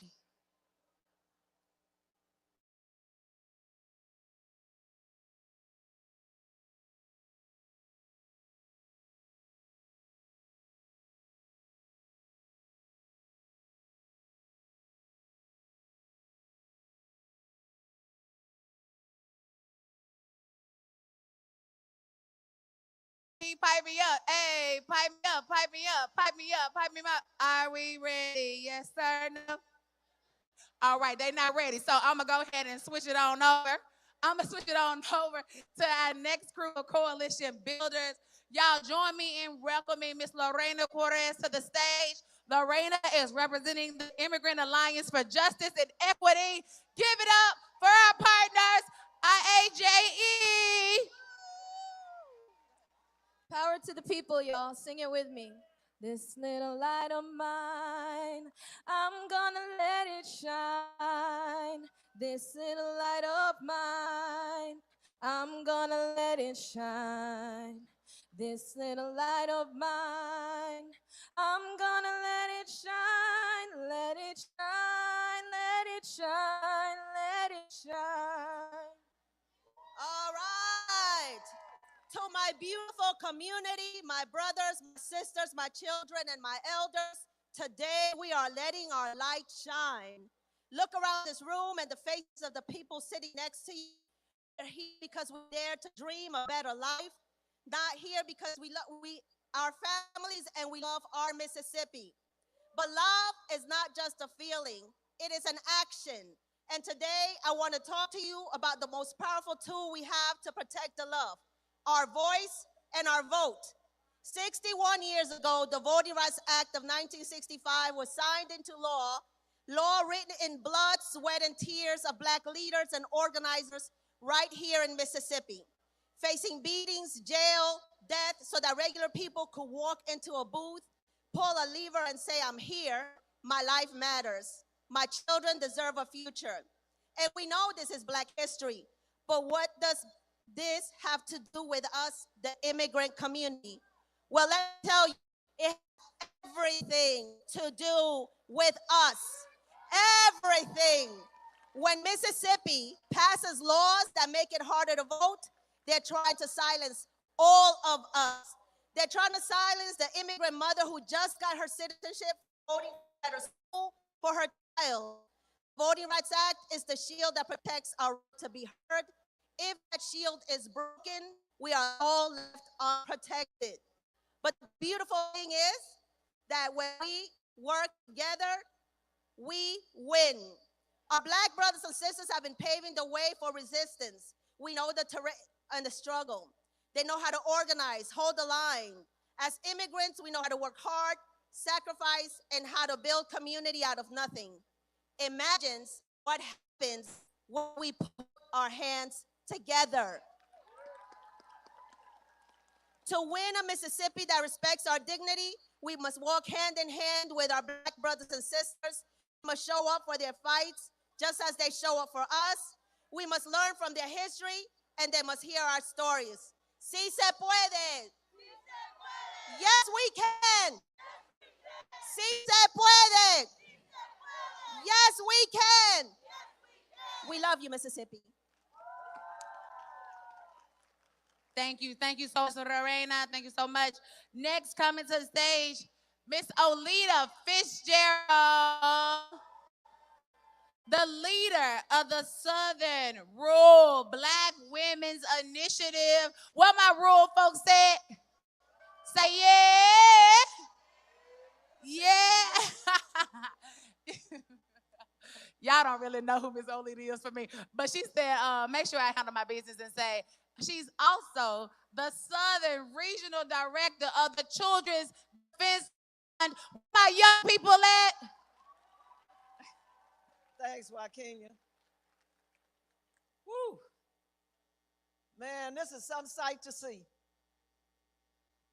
I want to talk a little quiet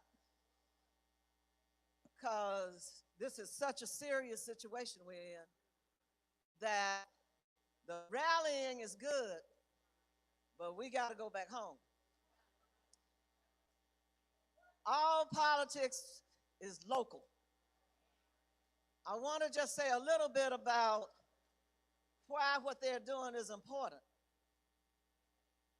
And we have been here before, as you've heard from other people. There was something called the 3/5 compromise. At one time, the Supreme Court of this country ruled that only 3/5 of black people could vote when the voting power grew. But I want to say, when we are talking about elections, we're talking about electing people who go somewhere and represent us.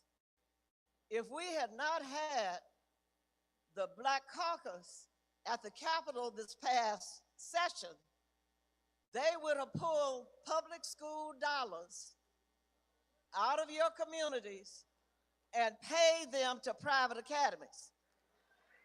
The same private academies that left the public school district after desegregation and wanted state money then. These people don't die. We can't die. This generational. We need to vote, we say, because we need health care. But let me say this. Mississippi has the highest rate of infant mortality and maternal mortality in the country. Jackson State University has done some research that says 80% of the black women who die in Mississippi from maternal mortality could have lived. These people know what they are doing when they withdraw resources. 2 years ago, when we're talking about electing people, when they go somewhere, we're looking at the votes that we have versus the votes that they have, and there's very little in the middle, and they don't even want us to have those votes. 2 years ago, 3 years ago, when we could have expanded Medicaid, didn't expand Medicaid, they talk about hospital closings, but know that they closed, now get this, they closed the only NICU unit in the Mississippi Delta. What does that mean? Babies born in stress have to either go to Memphis or come to Jackson to be seen. These are serious issues that we're talking about, and it's not about candidates. Don't care if you don't like a candidate, we have to vote. I'm getting off. We've got to go home and we've got to talk to people about why it's important to vote. And all you got to do is look at what's happening in the country. All you do is, there's a hearing going on now. They're attacking the Southern Poverty Law Center and the Judiciary Committee in Washington. We are having things rolled back that should not be rolled back. Understand this. They ain't the only people who pay taxes. It's your tax money. They don't want you to have a voice over the money you spend. They want you to have taxation without representation. This ain't new. So leave here, and we look at y'all like breadcrumbs. We're going to follow y'all because we've got work to do. We've got to elect some people out of office. If we don't do it this year, there's no telling where we will be. And I will leave with this, with young people. Not only is education and health care, child care. We got black child care centers about to close all over this state. And the governor is sitting on the money right down there that could help them. Decisions that they make. And you young people, if I don't say nothing else in leaving, when Joaquin throws me off, they always start with a whisper. They always start with a whisper. They are talking about the draft. The draft. The whispers get louder. The draft. We have better wake up because we are under attack like we have never been. Y'all are here because you know it, but we got to take it back home. Thank you. Thank y'all. Y'all give it up for Miss Olita Fitzgerald, our fierce leader, our fierce leader. She spoke about the future. She spoke about young people. This next group of people are just that. They are the voices of the future. And so y'all join me in welcoming Jolie Elizabeth Stallworth, Audrey Crenshaw, Xavier Wright, and Ozzy Welshland to the stage, y'all. We're going to speak for the future. Someone say, speak for the future. Speak for the future. You are the future. We all know that a change has come in Mississippi, an inflection point in our nation's history. We have been forced to wake up and make a decision between the ballot or bureaucracy, between the turnout or tyranny, between disenfranchisement or democracy, between resignation or representation. I know you all are very aware of the decision that the Supreme Court made, which allowed for redistricting and the redrawing of the lines. The governor calling it a good day in Mississippi. We all know that that is not true. We all know that it is just a green light for gerrymandering. Let me be clear, they may redraw the lines, but they could never redraw our dignity and our determination. Because no matter how these lines are shifted and shaped, one truth remains unchanged, and that is the power has never lied in lines on a piece of paper. The power has always been with the people. The people who refuse to be silenced, and the people who refuse to be denied, and the people who refuse to be spectators. We will overcome, and we shall overcome. I close with the words from Dr. King. Freedom is never voluntarily given by the oppressor. It must be demanded by the oppressed. Thank you.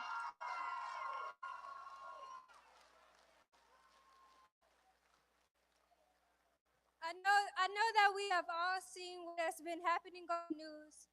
The attempt of eradication and annihilation of our right and our fight. But I want us to know that what I see in my community, that every time there's a fight, that we fight back. And that even though that there's attack, that we get stronger and we strengthen more.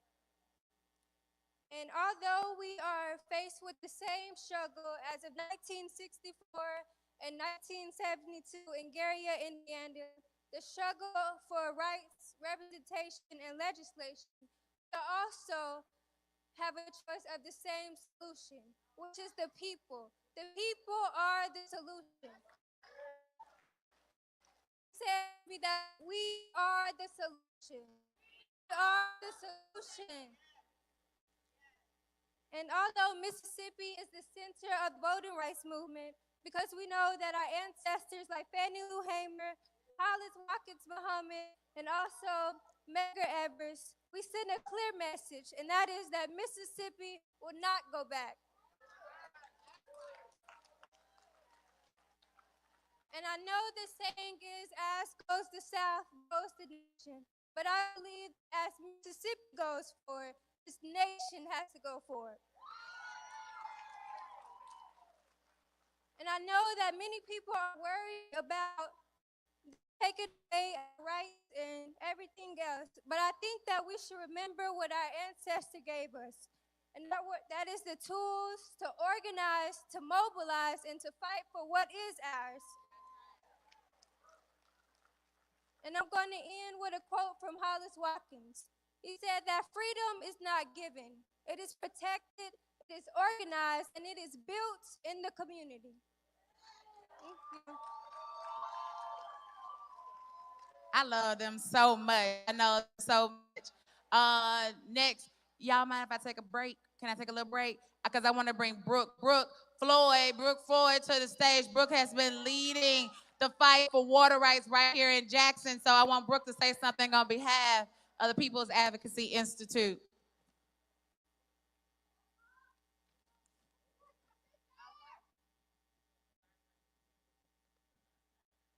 I was a cheerleader. I can yell, but I don't think I can yell that loud. And it was a long time ago. Thank you all for being here, for standing up.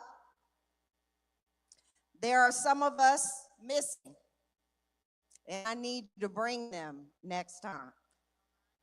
So turn to your neighbor and say, neighbor, next time, I'm going to bring those folks that aren't here today. And I'm going to tell them what we talked about today. Now let's get to it. According to the 2020 census, Black people make up 38% of our state's population. Now let's say this.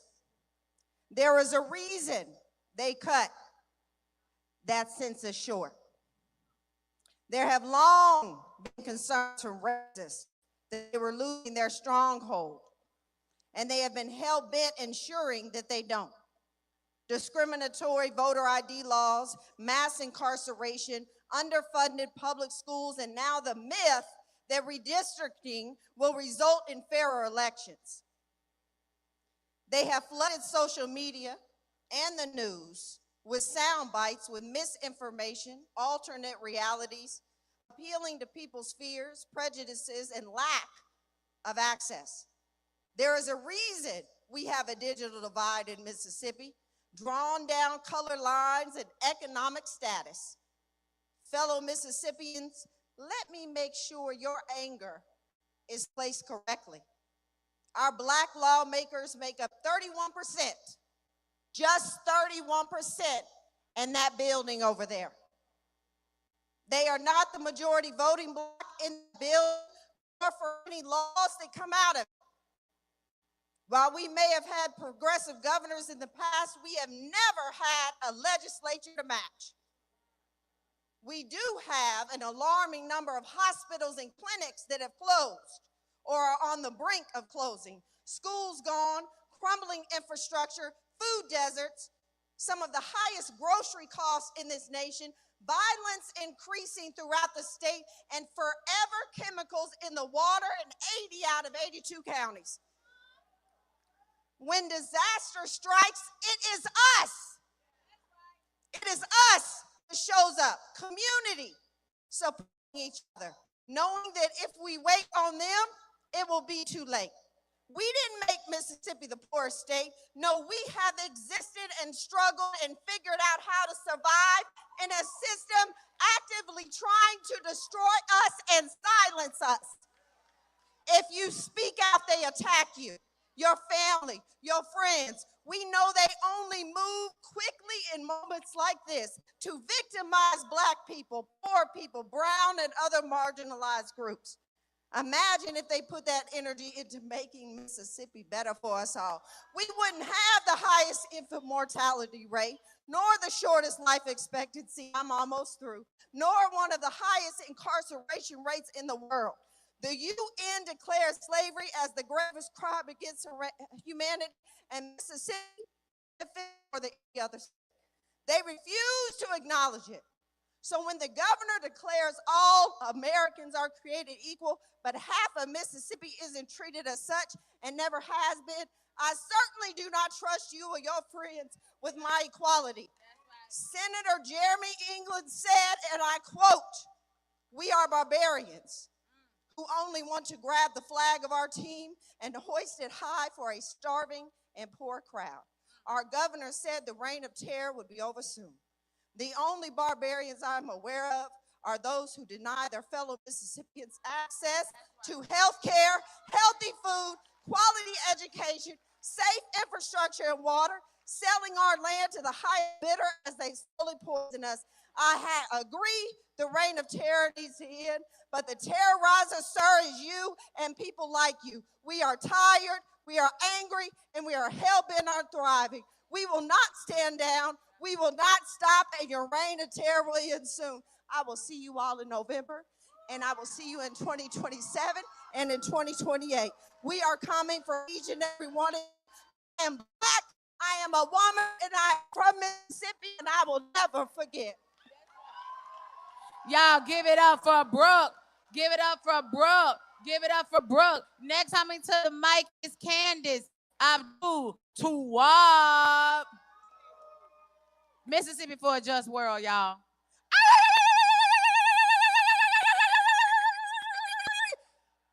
Power to the people!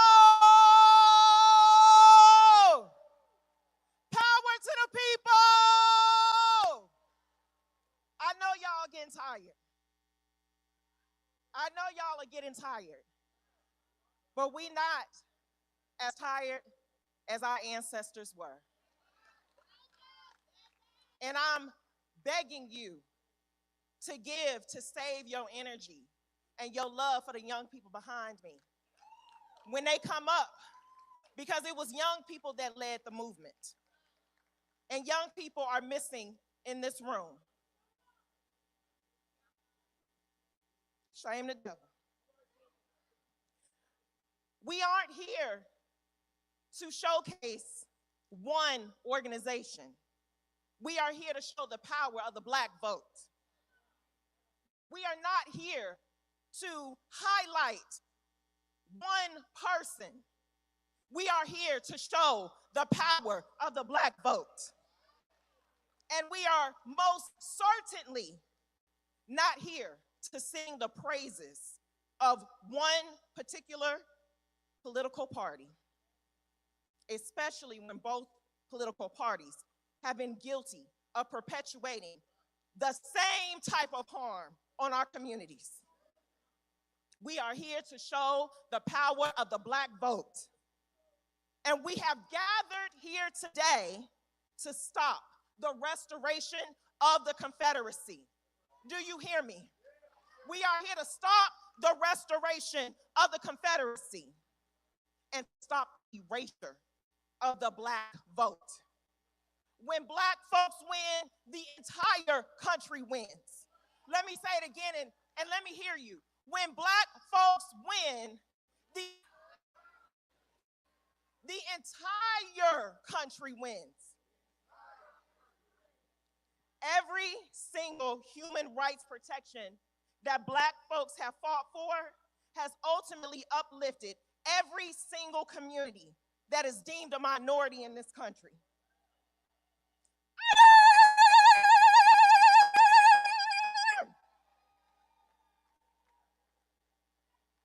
But we are part of the global majority. Remember that. We are part of the global majority. From Mississippi, my people, I didn't hear you. From Mississippi, let me hear you. From Alabama, from Tennessee, from Georgia, from Palestine, from the Congo, to Sudan, to the power of the Black vote is real. It is a human right. Voting rights are a human right. Say it with me. Voting rights are a human right. Voting rights are a human right. Voting rights are a human right. Free the land.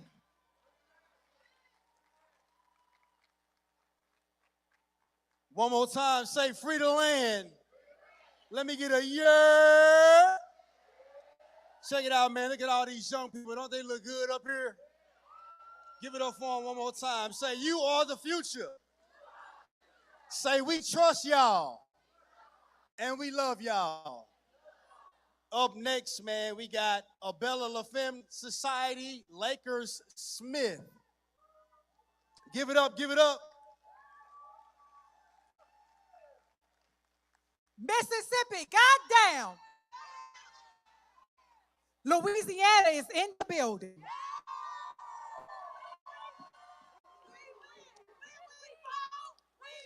Jackson, we have been standing with you. And one thing I can tell you right now, there is no more blood on the leaves.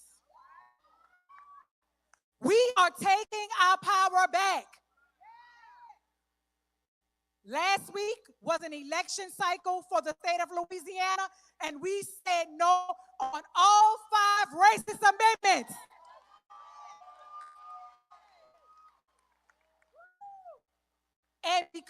standing in this room and we build each other up, I would be remiss if I did not mention my good brother Cliff, my good sister Latasha Brown, my good sister Ashley Shelton, and all of the queens of the South of this movement. Because when we build power together, we make changes for our future, for our kids. Louisiana stands with Mississippi. We stand with the South. We're not going back. What happened was not a mistake. It's what we needed to wake up. This is not this moment. This is our movement.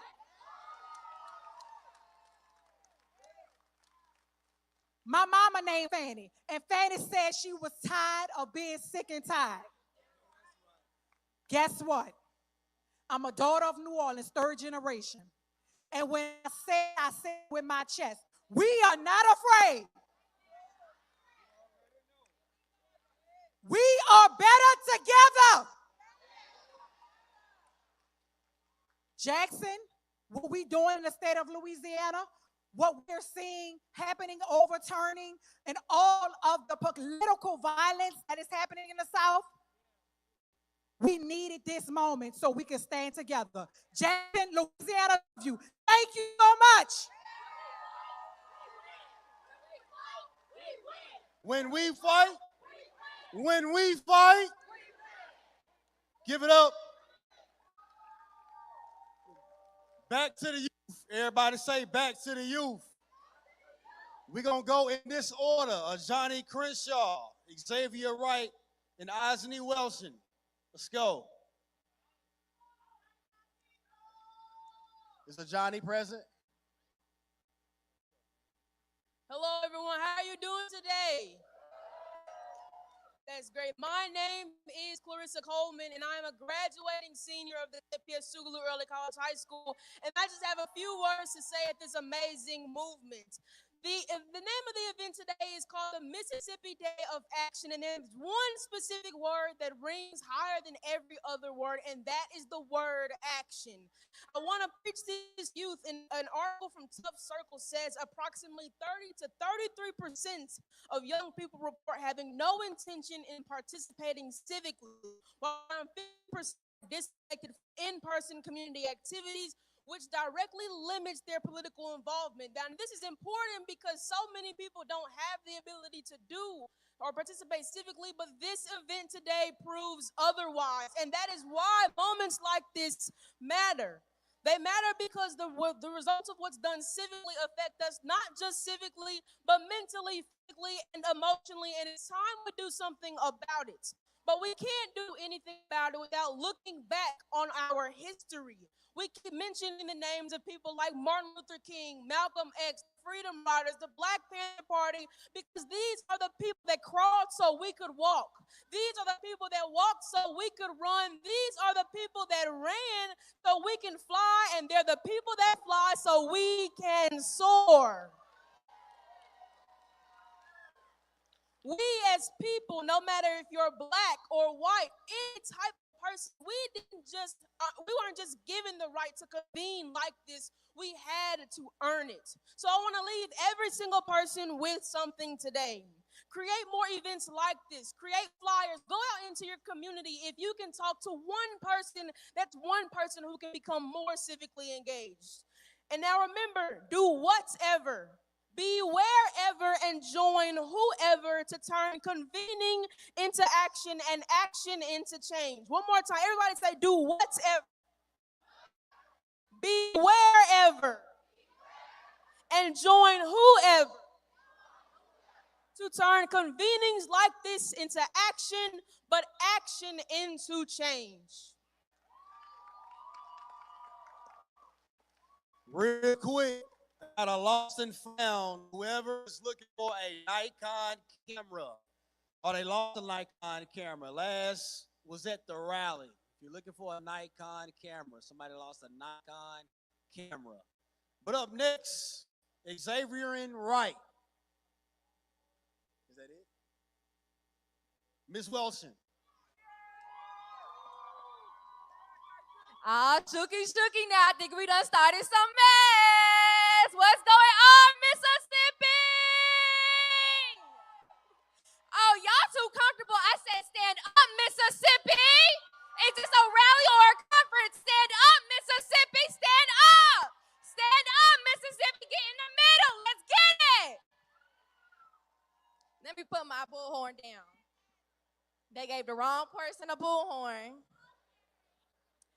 All right. I am Asni Kaita Welchland, the 94th SGA President-elect of Tougaloo College. And right here we got some Tougaloo College. Shout Tougaloo! Yes, and Tougaloo is the illustrious, the historic, and resilient college. That same college that once was a plantation, but now educates Black and brown students. That same college was one who had Stokely Carmichael and Fannie Lou Hamer step on their campus and speak.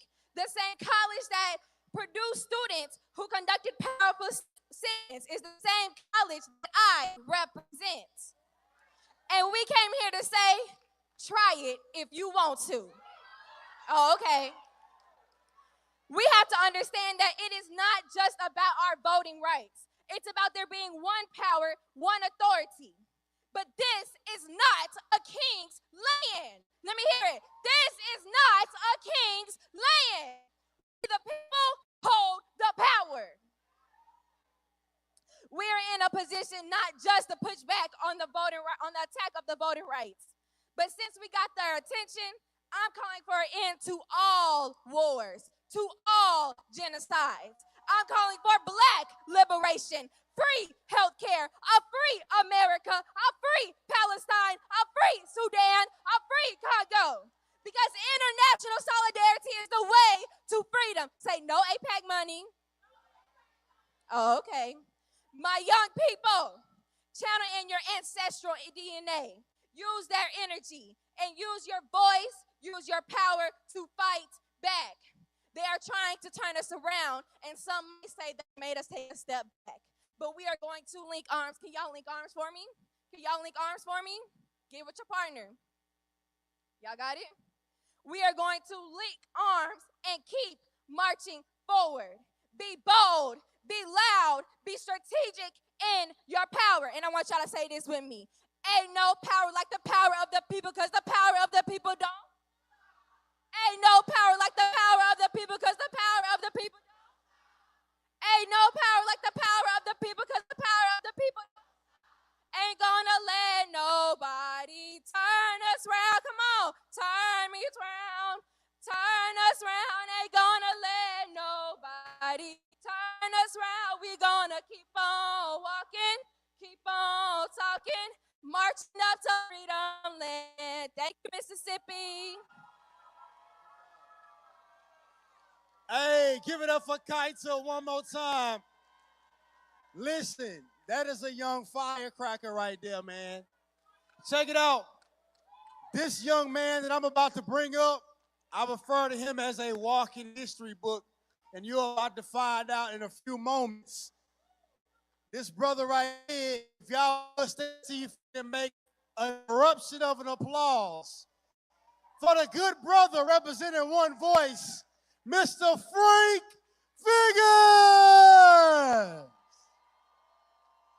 Yes, Lord.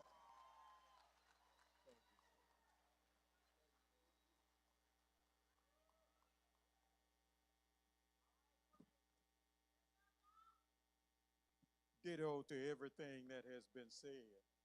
But to borrow from the national president of the National Association for the Advancement of Colored People, we have some decisions to make. Will this become a movement, a struggle of us against us, or will it continue to be a movement, a struggle against the systems and structures that prevent humans from being all that God intended us to be? When we choose to struggle against systems and structures that prevent us from becoming all that God intended us to be, we need the right information. We need a quality, fact-based education. From 1875 to 1940, the majority of the people in Mississippi were prevented from voting because of violence, intimidation, legal and judicial restraints. The Constitution of 1890, which we still operate under, the state operates under that Constitution today. Poll taxes, subjective literacy tests, and underfunded public education system. From 19 to July 1965, the struggle against systems and structures continued. In August, became law. In January 1966, the Mississippi State Legislature met and redistricted the entire state of Mississippi on the municipal, the county, the state, and the federal level in such that even you could of your choice. It took 15 years and 9 to the court to get where we are today. Mr. Charles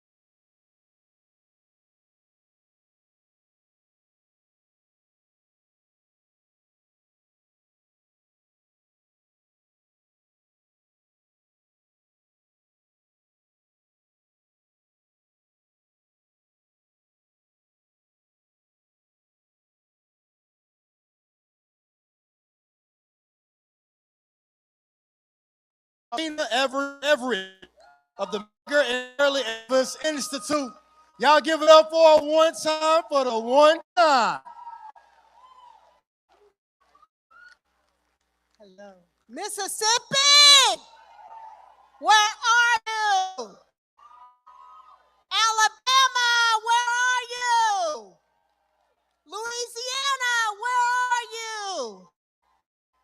The United States of America, citizens, where are you?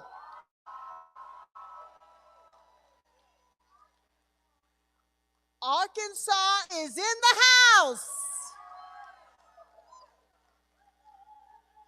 And I tell you, one of my favorite people from Arkansas rocked, vote and rocked with Minnie Jean Trickey and with Elizabeth Eckford and all who walked through those halls at Central High. Let's say, hey, family.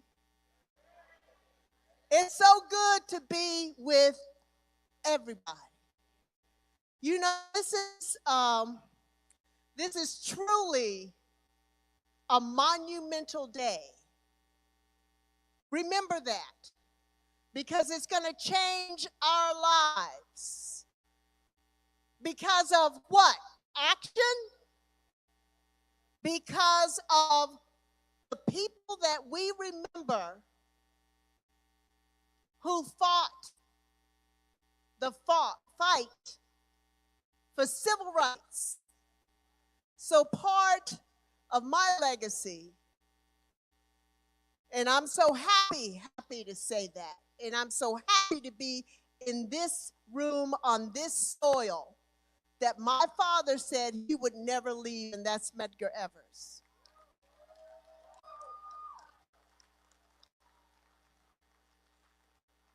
And I just want to pay homage to him for one moment. Today is May 20th. May 20th, 1963, Medgar Evers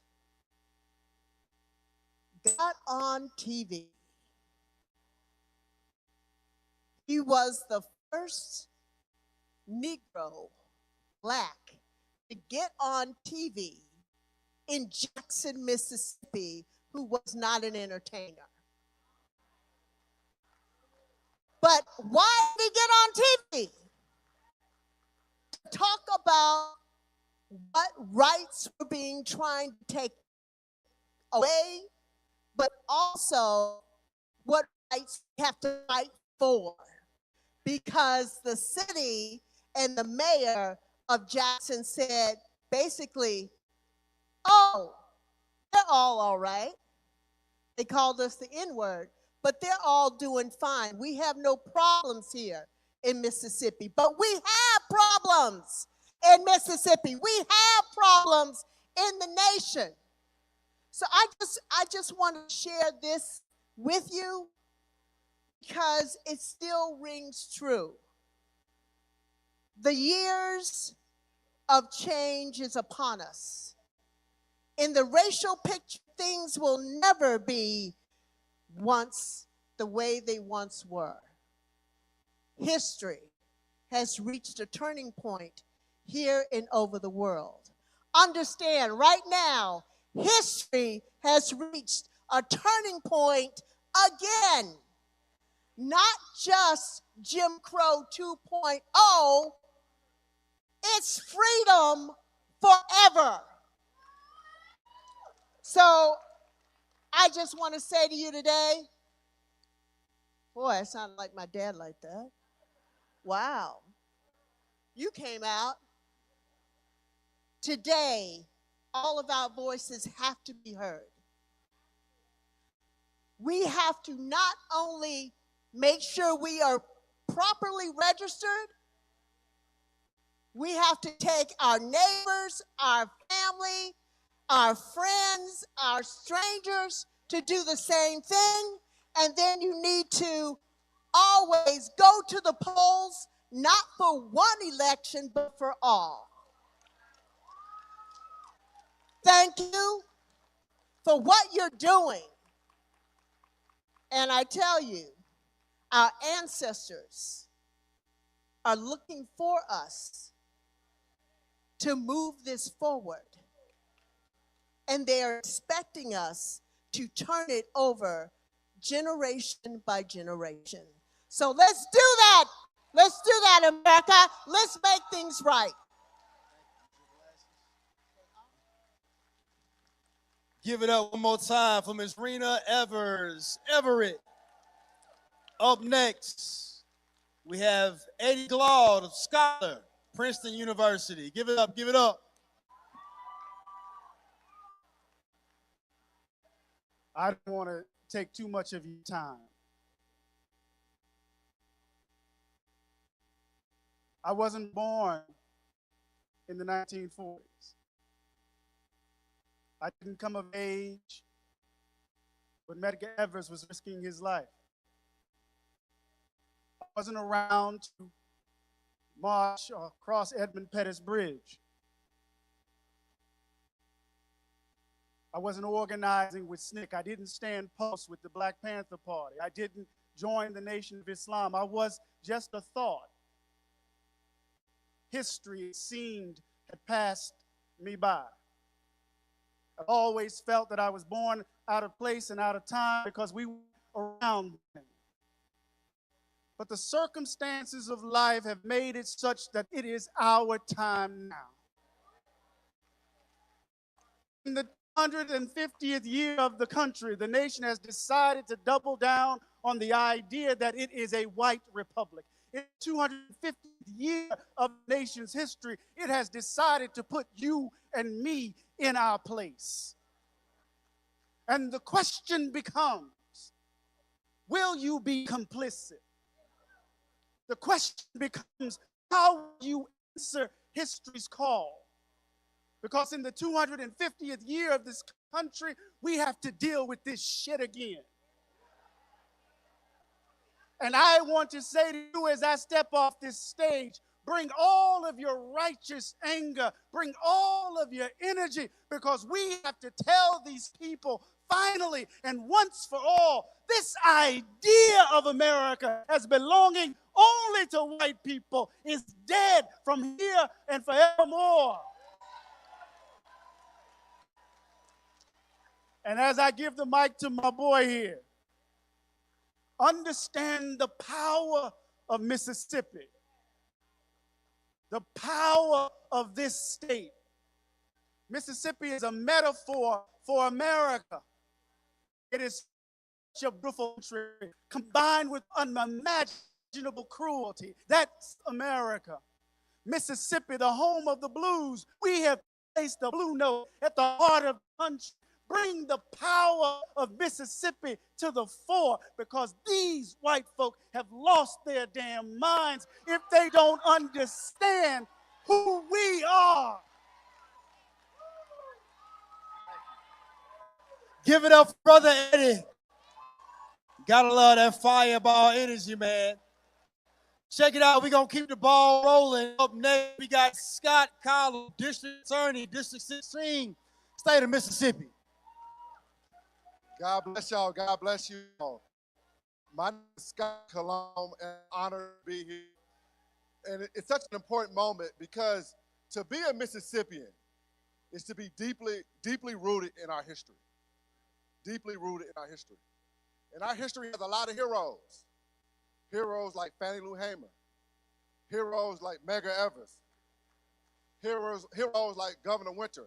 People that understood that equal representation of fair access to the ballot was essential for Mississippi to reach its potential. People that understood that access to the ballot was essential for quality education, quality jobs, and quality health care.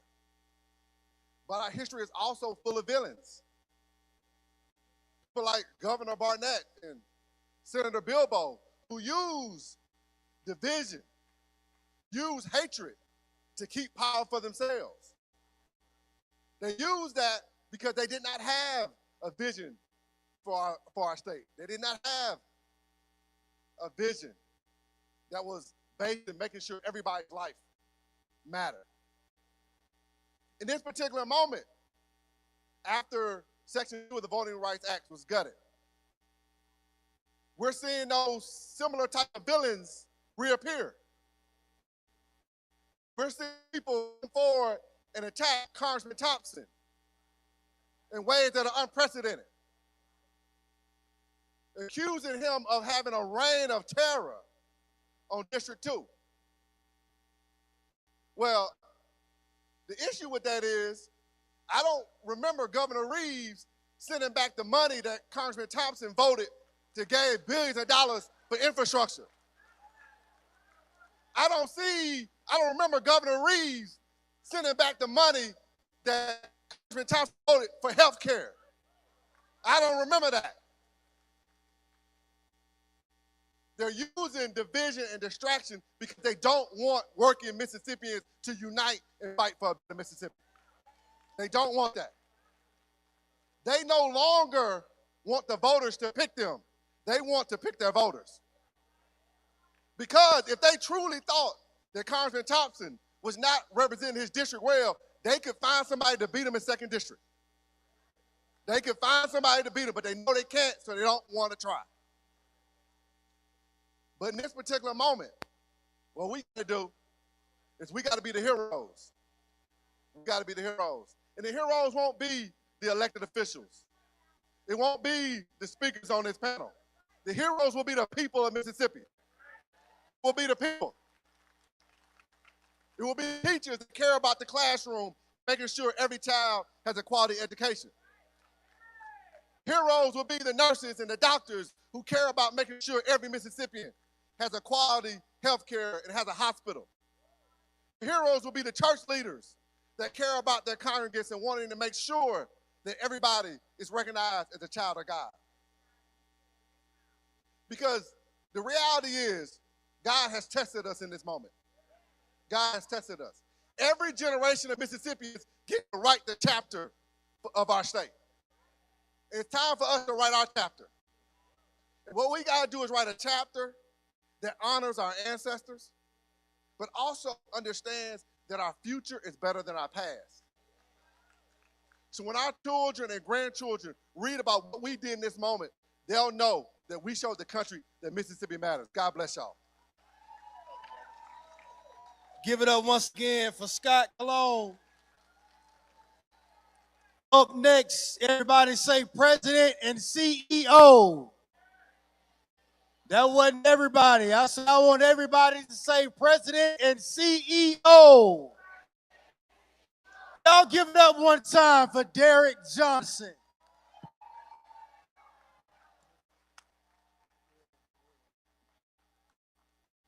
Give it a definition of character.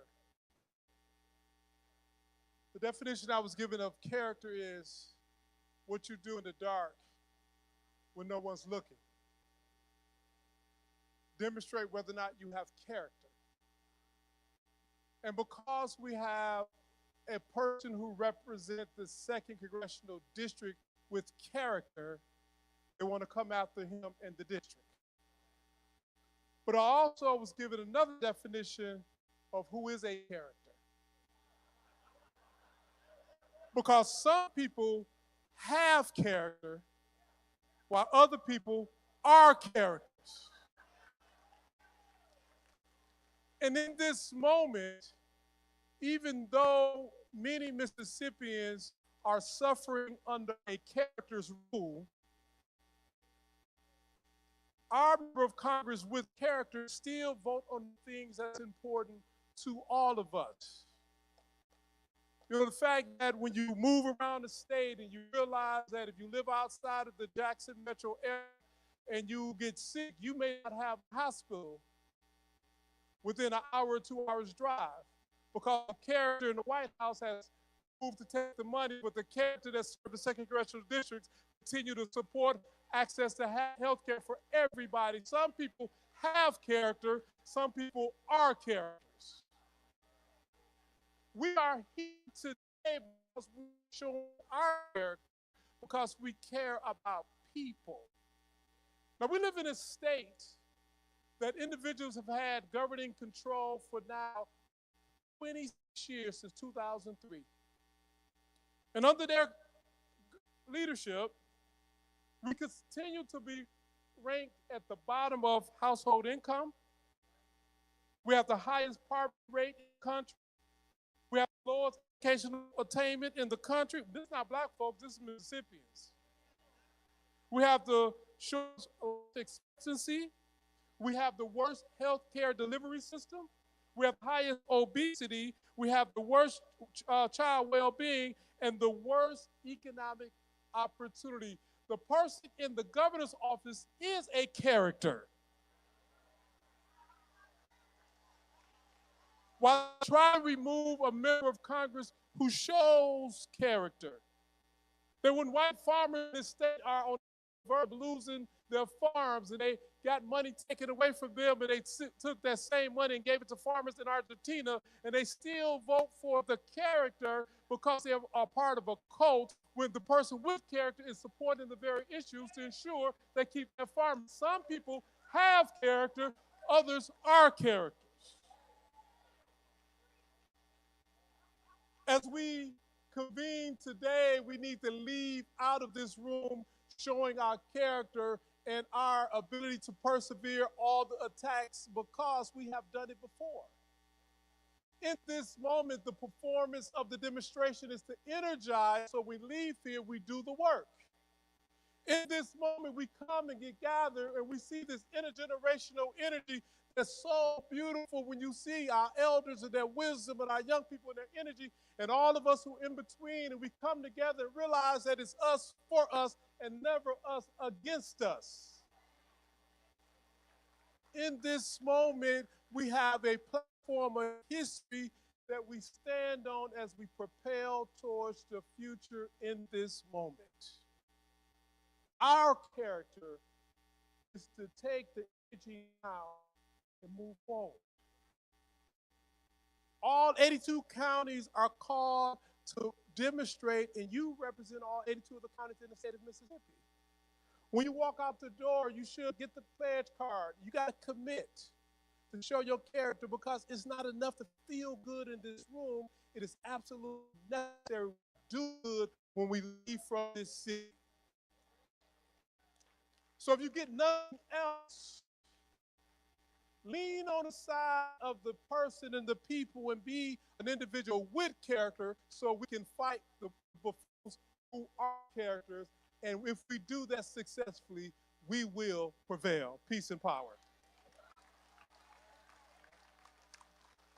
DJ, before we have the grand finale, everybody say grand finale. Got a little bit of a special song we want to play. DJ, we ready? Say one moment.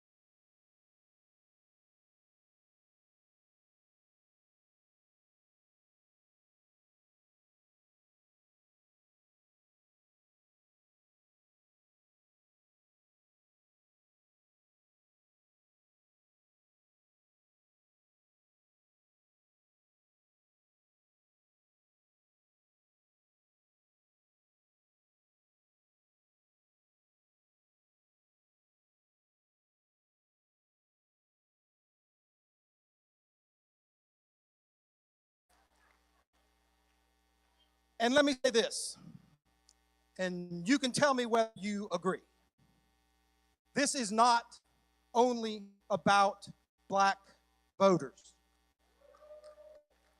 This is about all of Mississippi, shoulder to shoulder, side by side, a shared history, and yes, it is an ugly one in many places. We have some making up to do in Mississippi. But that only happens when we come alongside one another, when we love one another, when we put division aside. And let's be honest, some of us in this room have been mad at each other over the years. I can think of 3 or 4 folks right now I've been mad at once or twice. But we're coming together around this. We will not go back 61 years. We will not erase the legacy of people who have been my heroes, student of the civil rights movement. A white man, 7 generations deep in the soil of this complicated state, who knows what it is to watch a people fight for what is right and just. And I don't know if I'm allowed to say it, but I'm going to say it. We've come too far to turn back now.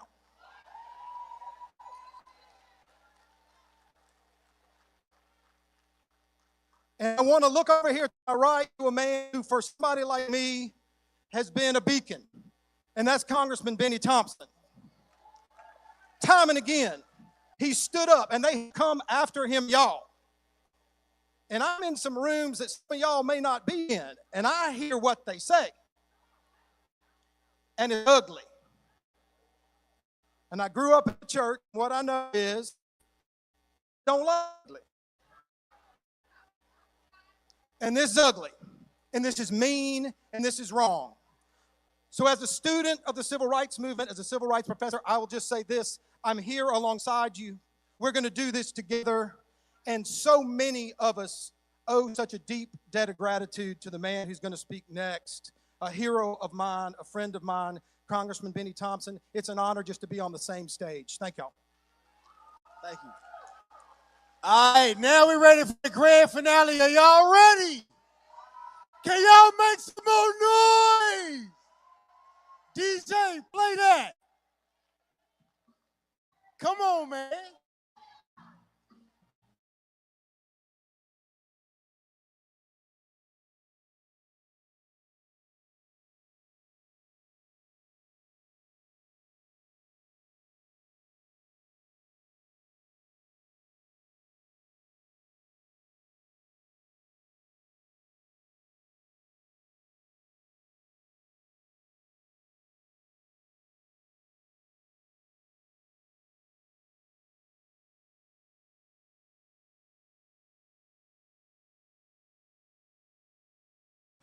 Early today, they didn't believe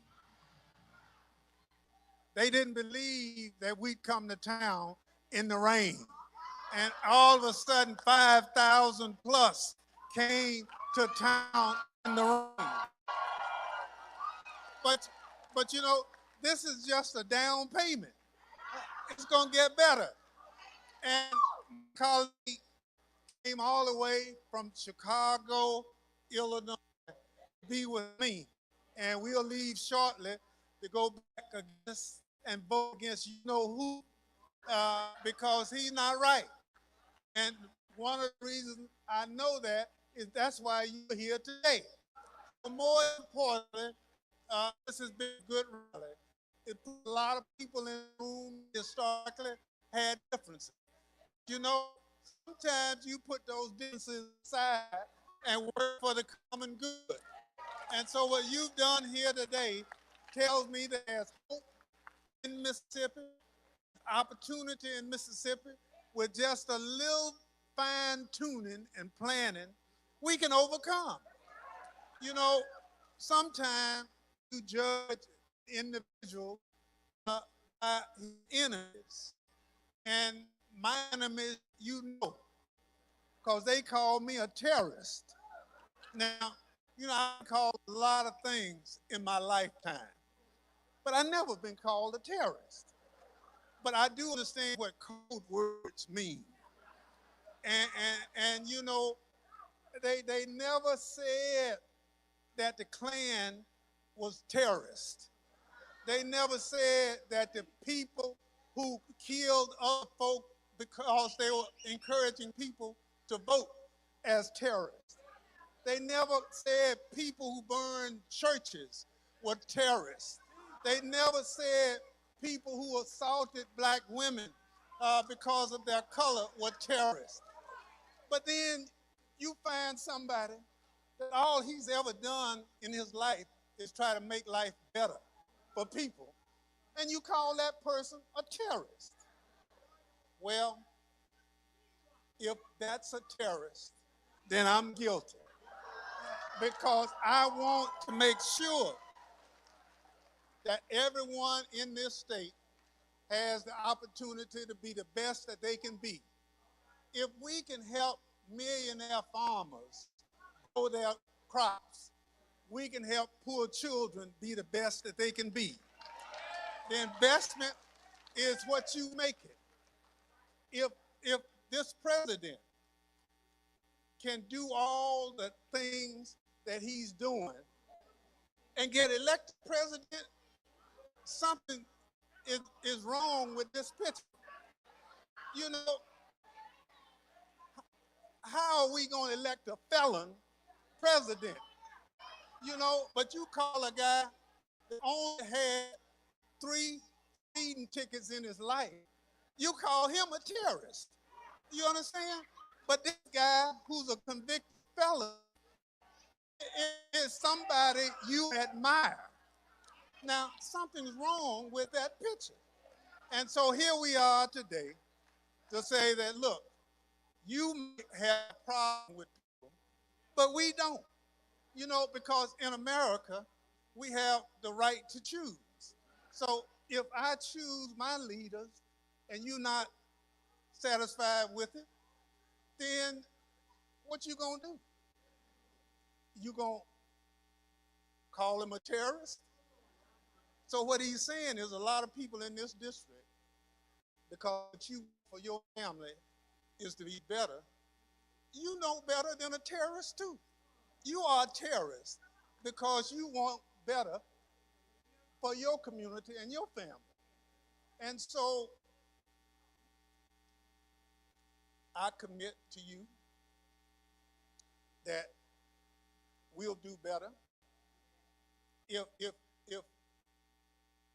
the notion that somehow registering and voting is a terroristic act, then between now and November, you better hold on. Because for what we have to do is settle our differences at the ballot box. And if we settle our differences at the ballot box, then whoever wins, that's what it is. Now, if you lose, don't act like the folk did on January 6th, tear the place up, because that's not who we are as Americans. And so the real terrorists came to Washington following Donald Trump, and they tore up the Capitol. Those are terrorists. And so what you saw with your own eyes, it really did happen.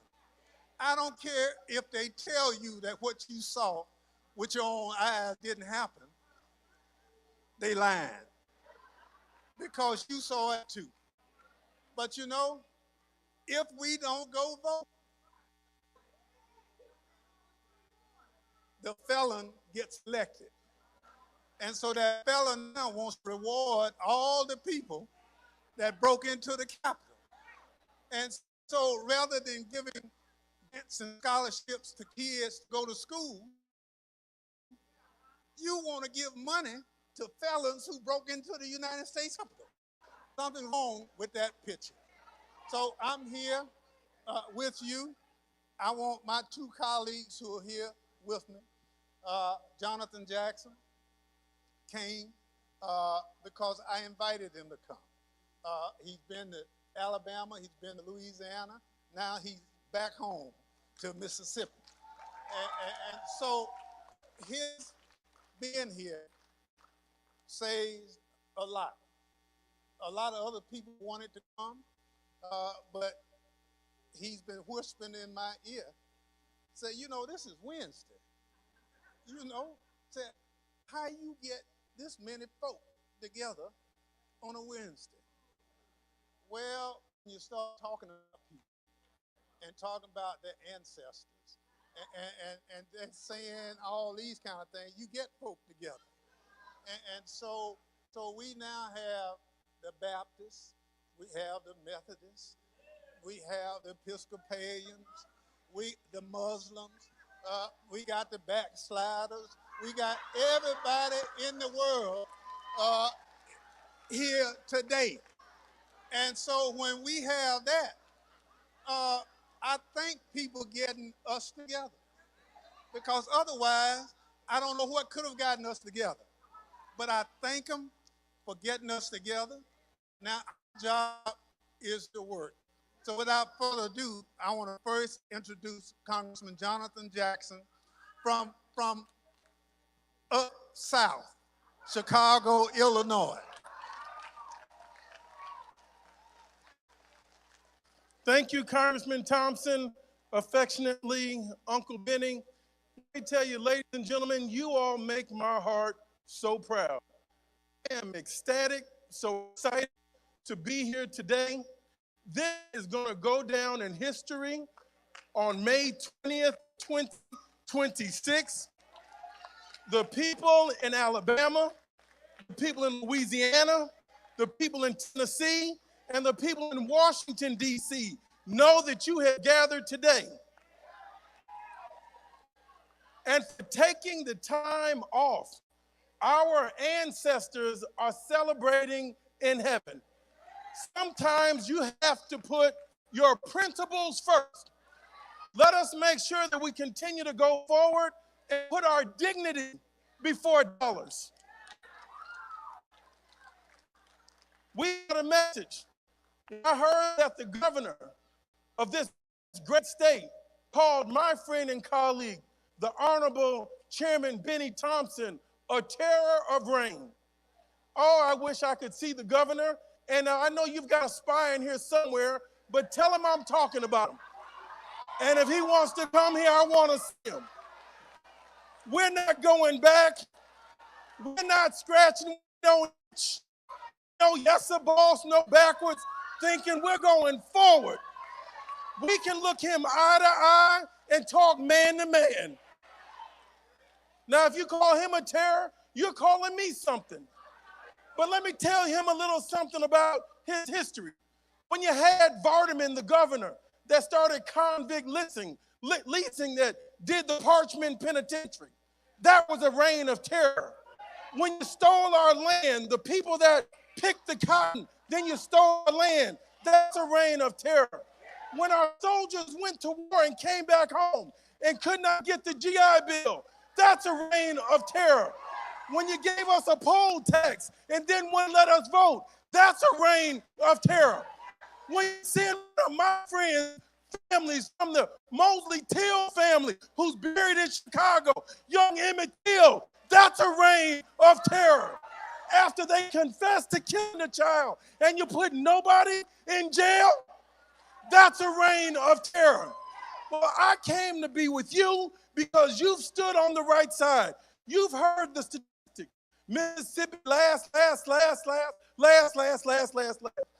We're done with that. Now, all we got is upside, Mississippi. We start turning this around right now, right here, today. Not tomorrow, today. Not tomorrow, today. Now, the governor is in there listening right now. Now, I want you to understand, this is something about power I want to leave you with. They have the opportunity to try to get health care for everyone, try to fix education for everyone, try to make sure that we have decent programs to help cultivate everyone's potential. But that, they don't have the speed. They don't have the alacrity, shall they say. They say that things are complex. There are budget constraints at this time. We don't have the money. There is a budget shortfall. We have to be fiscally responsible, is what they tell us.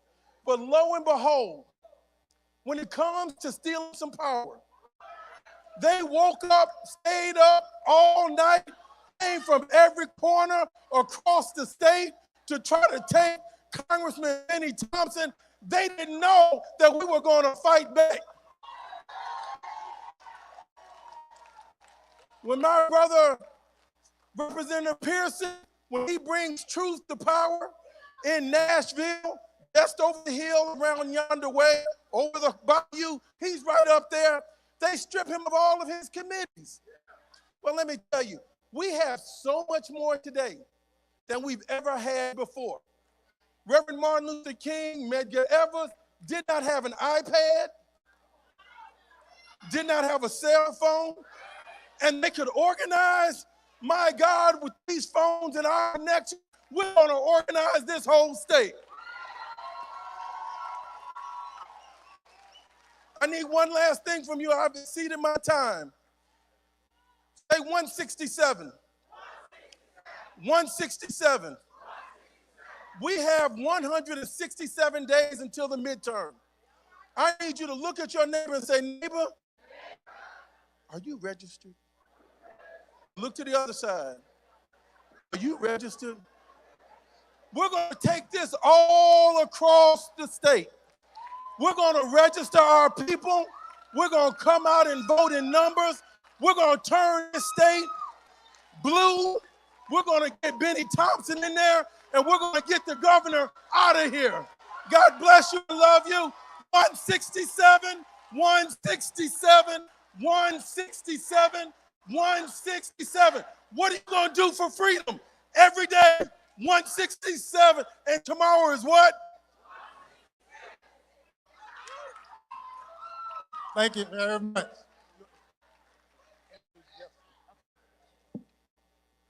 Now, come on up here with me, brother. We got coalition. That's what makes this so powerful, y'all. It didn't just start in Louisiana. We've been seeing this in Alabama. We've been seeing it in Mississippi, Florida, and also in Tennessee. And so we have our brother, Representative Justin Jones, who's journeyed here with us from Tennessee, who's going to close us out. And I'm going to ask our coalition party. Y'all give it up for the Mississippi Rapid Response Voting Rights Act Coalition. Give it up for our people. We're going to stand together because we can't do this work alone. We stand as a group of people who represent millions of Mississippians. Our labor is not in vain. Your effort is not for naught. This is the time. Power to the people.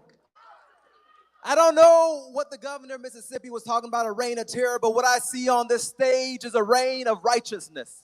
That we are rising up. The South's not going to rise again, but we're here to say that we're going to rise anew. We're going to build a new South, and if the governor wants to look at terror, I suggest he get off Twitter and look in the mirror. Because we know in Mississippi what terror looks like. It looks like Cheney, Goodman, and Warner. It looks like Medgar Evers. We know what terror looks like. It looks like crosses burned in your front yard. But what we see is a reign of righteousness rising up across the South. That this moment we must recommit ourselves to that legacy of liberation that says that we need a new Mississippi Freedom Summer in 2026. That we need to see the largest mobilization of black, brown, and poor white voters that we've seen in a generation. That we must let them know, as Fannie Lou Hamer said, we got to ask a question, a very simple question to this country as we celebrate 250 years. Is this America? Is this America where it's easier to get a gun than it is to vote? Is this America where black families are struggling to get their prescriptions and groceries while white insurrectionists get a $1.8 billion slush fund? Is this America? Is this America where we attack black representation and congressmen 60 years spitting on the graves of our elders and martyrs? Is this America? I don't know about making America great again, but Miss Fannie Lou Hamer said we got to make America what it ought to be. She said, move on over, or we'll move on over you, because we're moving on. And it's this coalition on this stage that's going to transform Mississippi. And my sisters and brothers, if we can transform Mississippi, we can transform the South. And if we can transform the South, we can transform this nation. If we can transform this nation, black folks will get free across this world. Something is happening in Mississippi, and it's giving us goosebumps in Tennessee, in Alabama, and Louisiana, because we know that we're on sacred ground, that there is a reign of righteousness rising. There's a reign of righteousness rising in the Capitol, from the State House to the White House. And that's why they're afraid of our dear brother, Uncle Benny, because they know that he stands as a multi-generational leader. But I want to let the governor of Mississippi know one thing, that he may attack Uncle Benny, but he got 10,000 or 20,000 folks who are coming to rise up with him. That he may come for one of us, but that he's going to get all of us. That we are coming from Illinois, that we're coming from Tennessee, that we're coming from California and Louisiana and New York, that we're rising together because people know that it's our time now. And so what I want to just end by saying is this, Mississippi, I'm from Tennessee, and being here today, you give us goosebumps and you let us know what is possible. Who thought that 5,000 people would gather on a Wednesday in the rain? But I want to say something, Mississippi. If you can get 5,000 people on a Wednesday in the rain, I believe you can get so many more on a Tuesday in November. That you can get a lot more folks on a Tuesday in November. I think it's the first Tuesday of November. And so we'll see you in Tuesday in November, the first Tuesday in November. And let's vote these white supremacists out. Power to the people.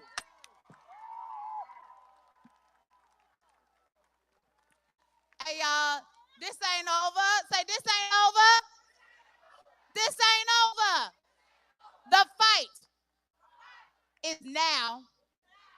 beginning.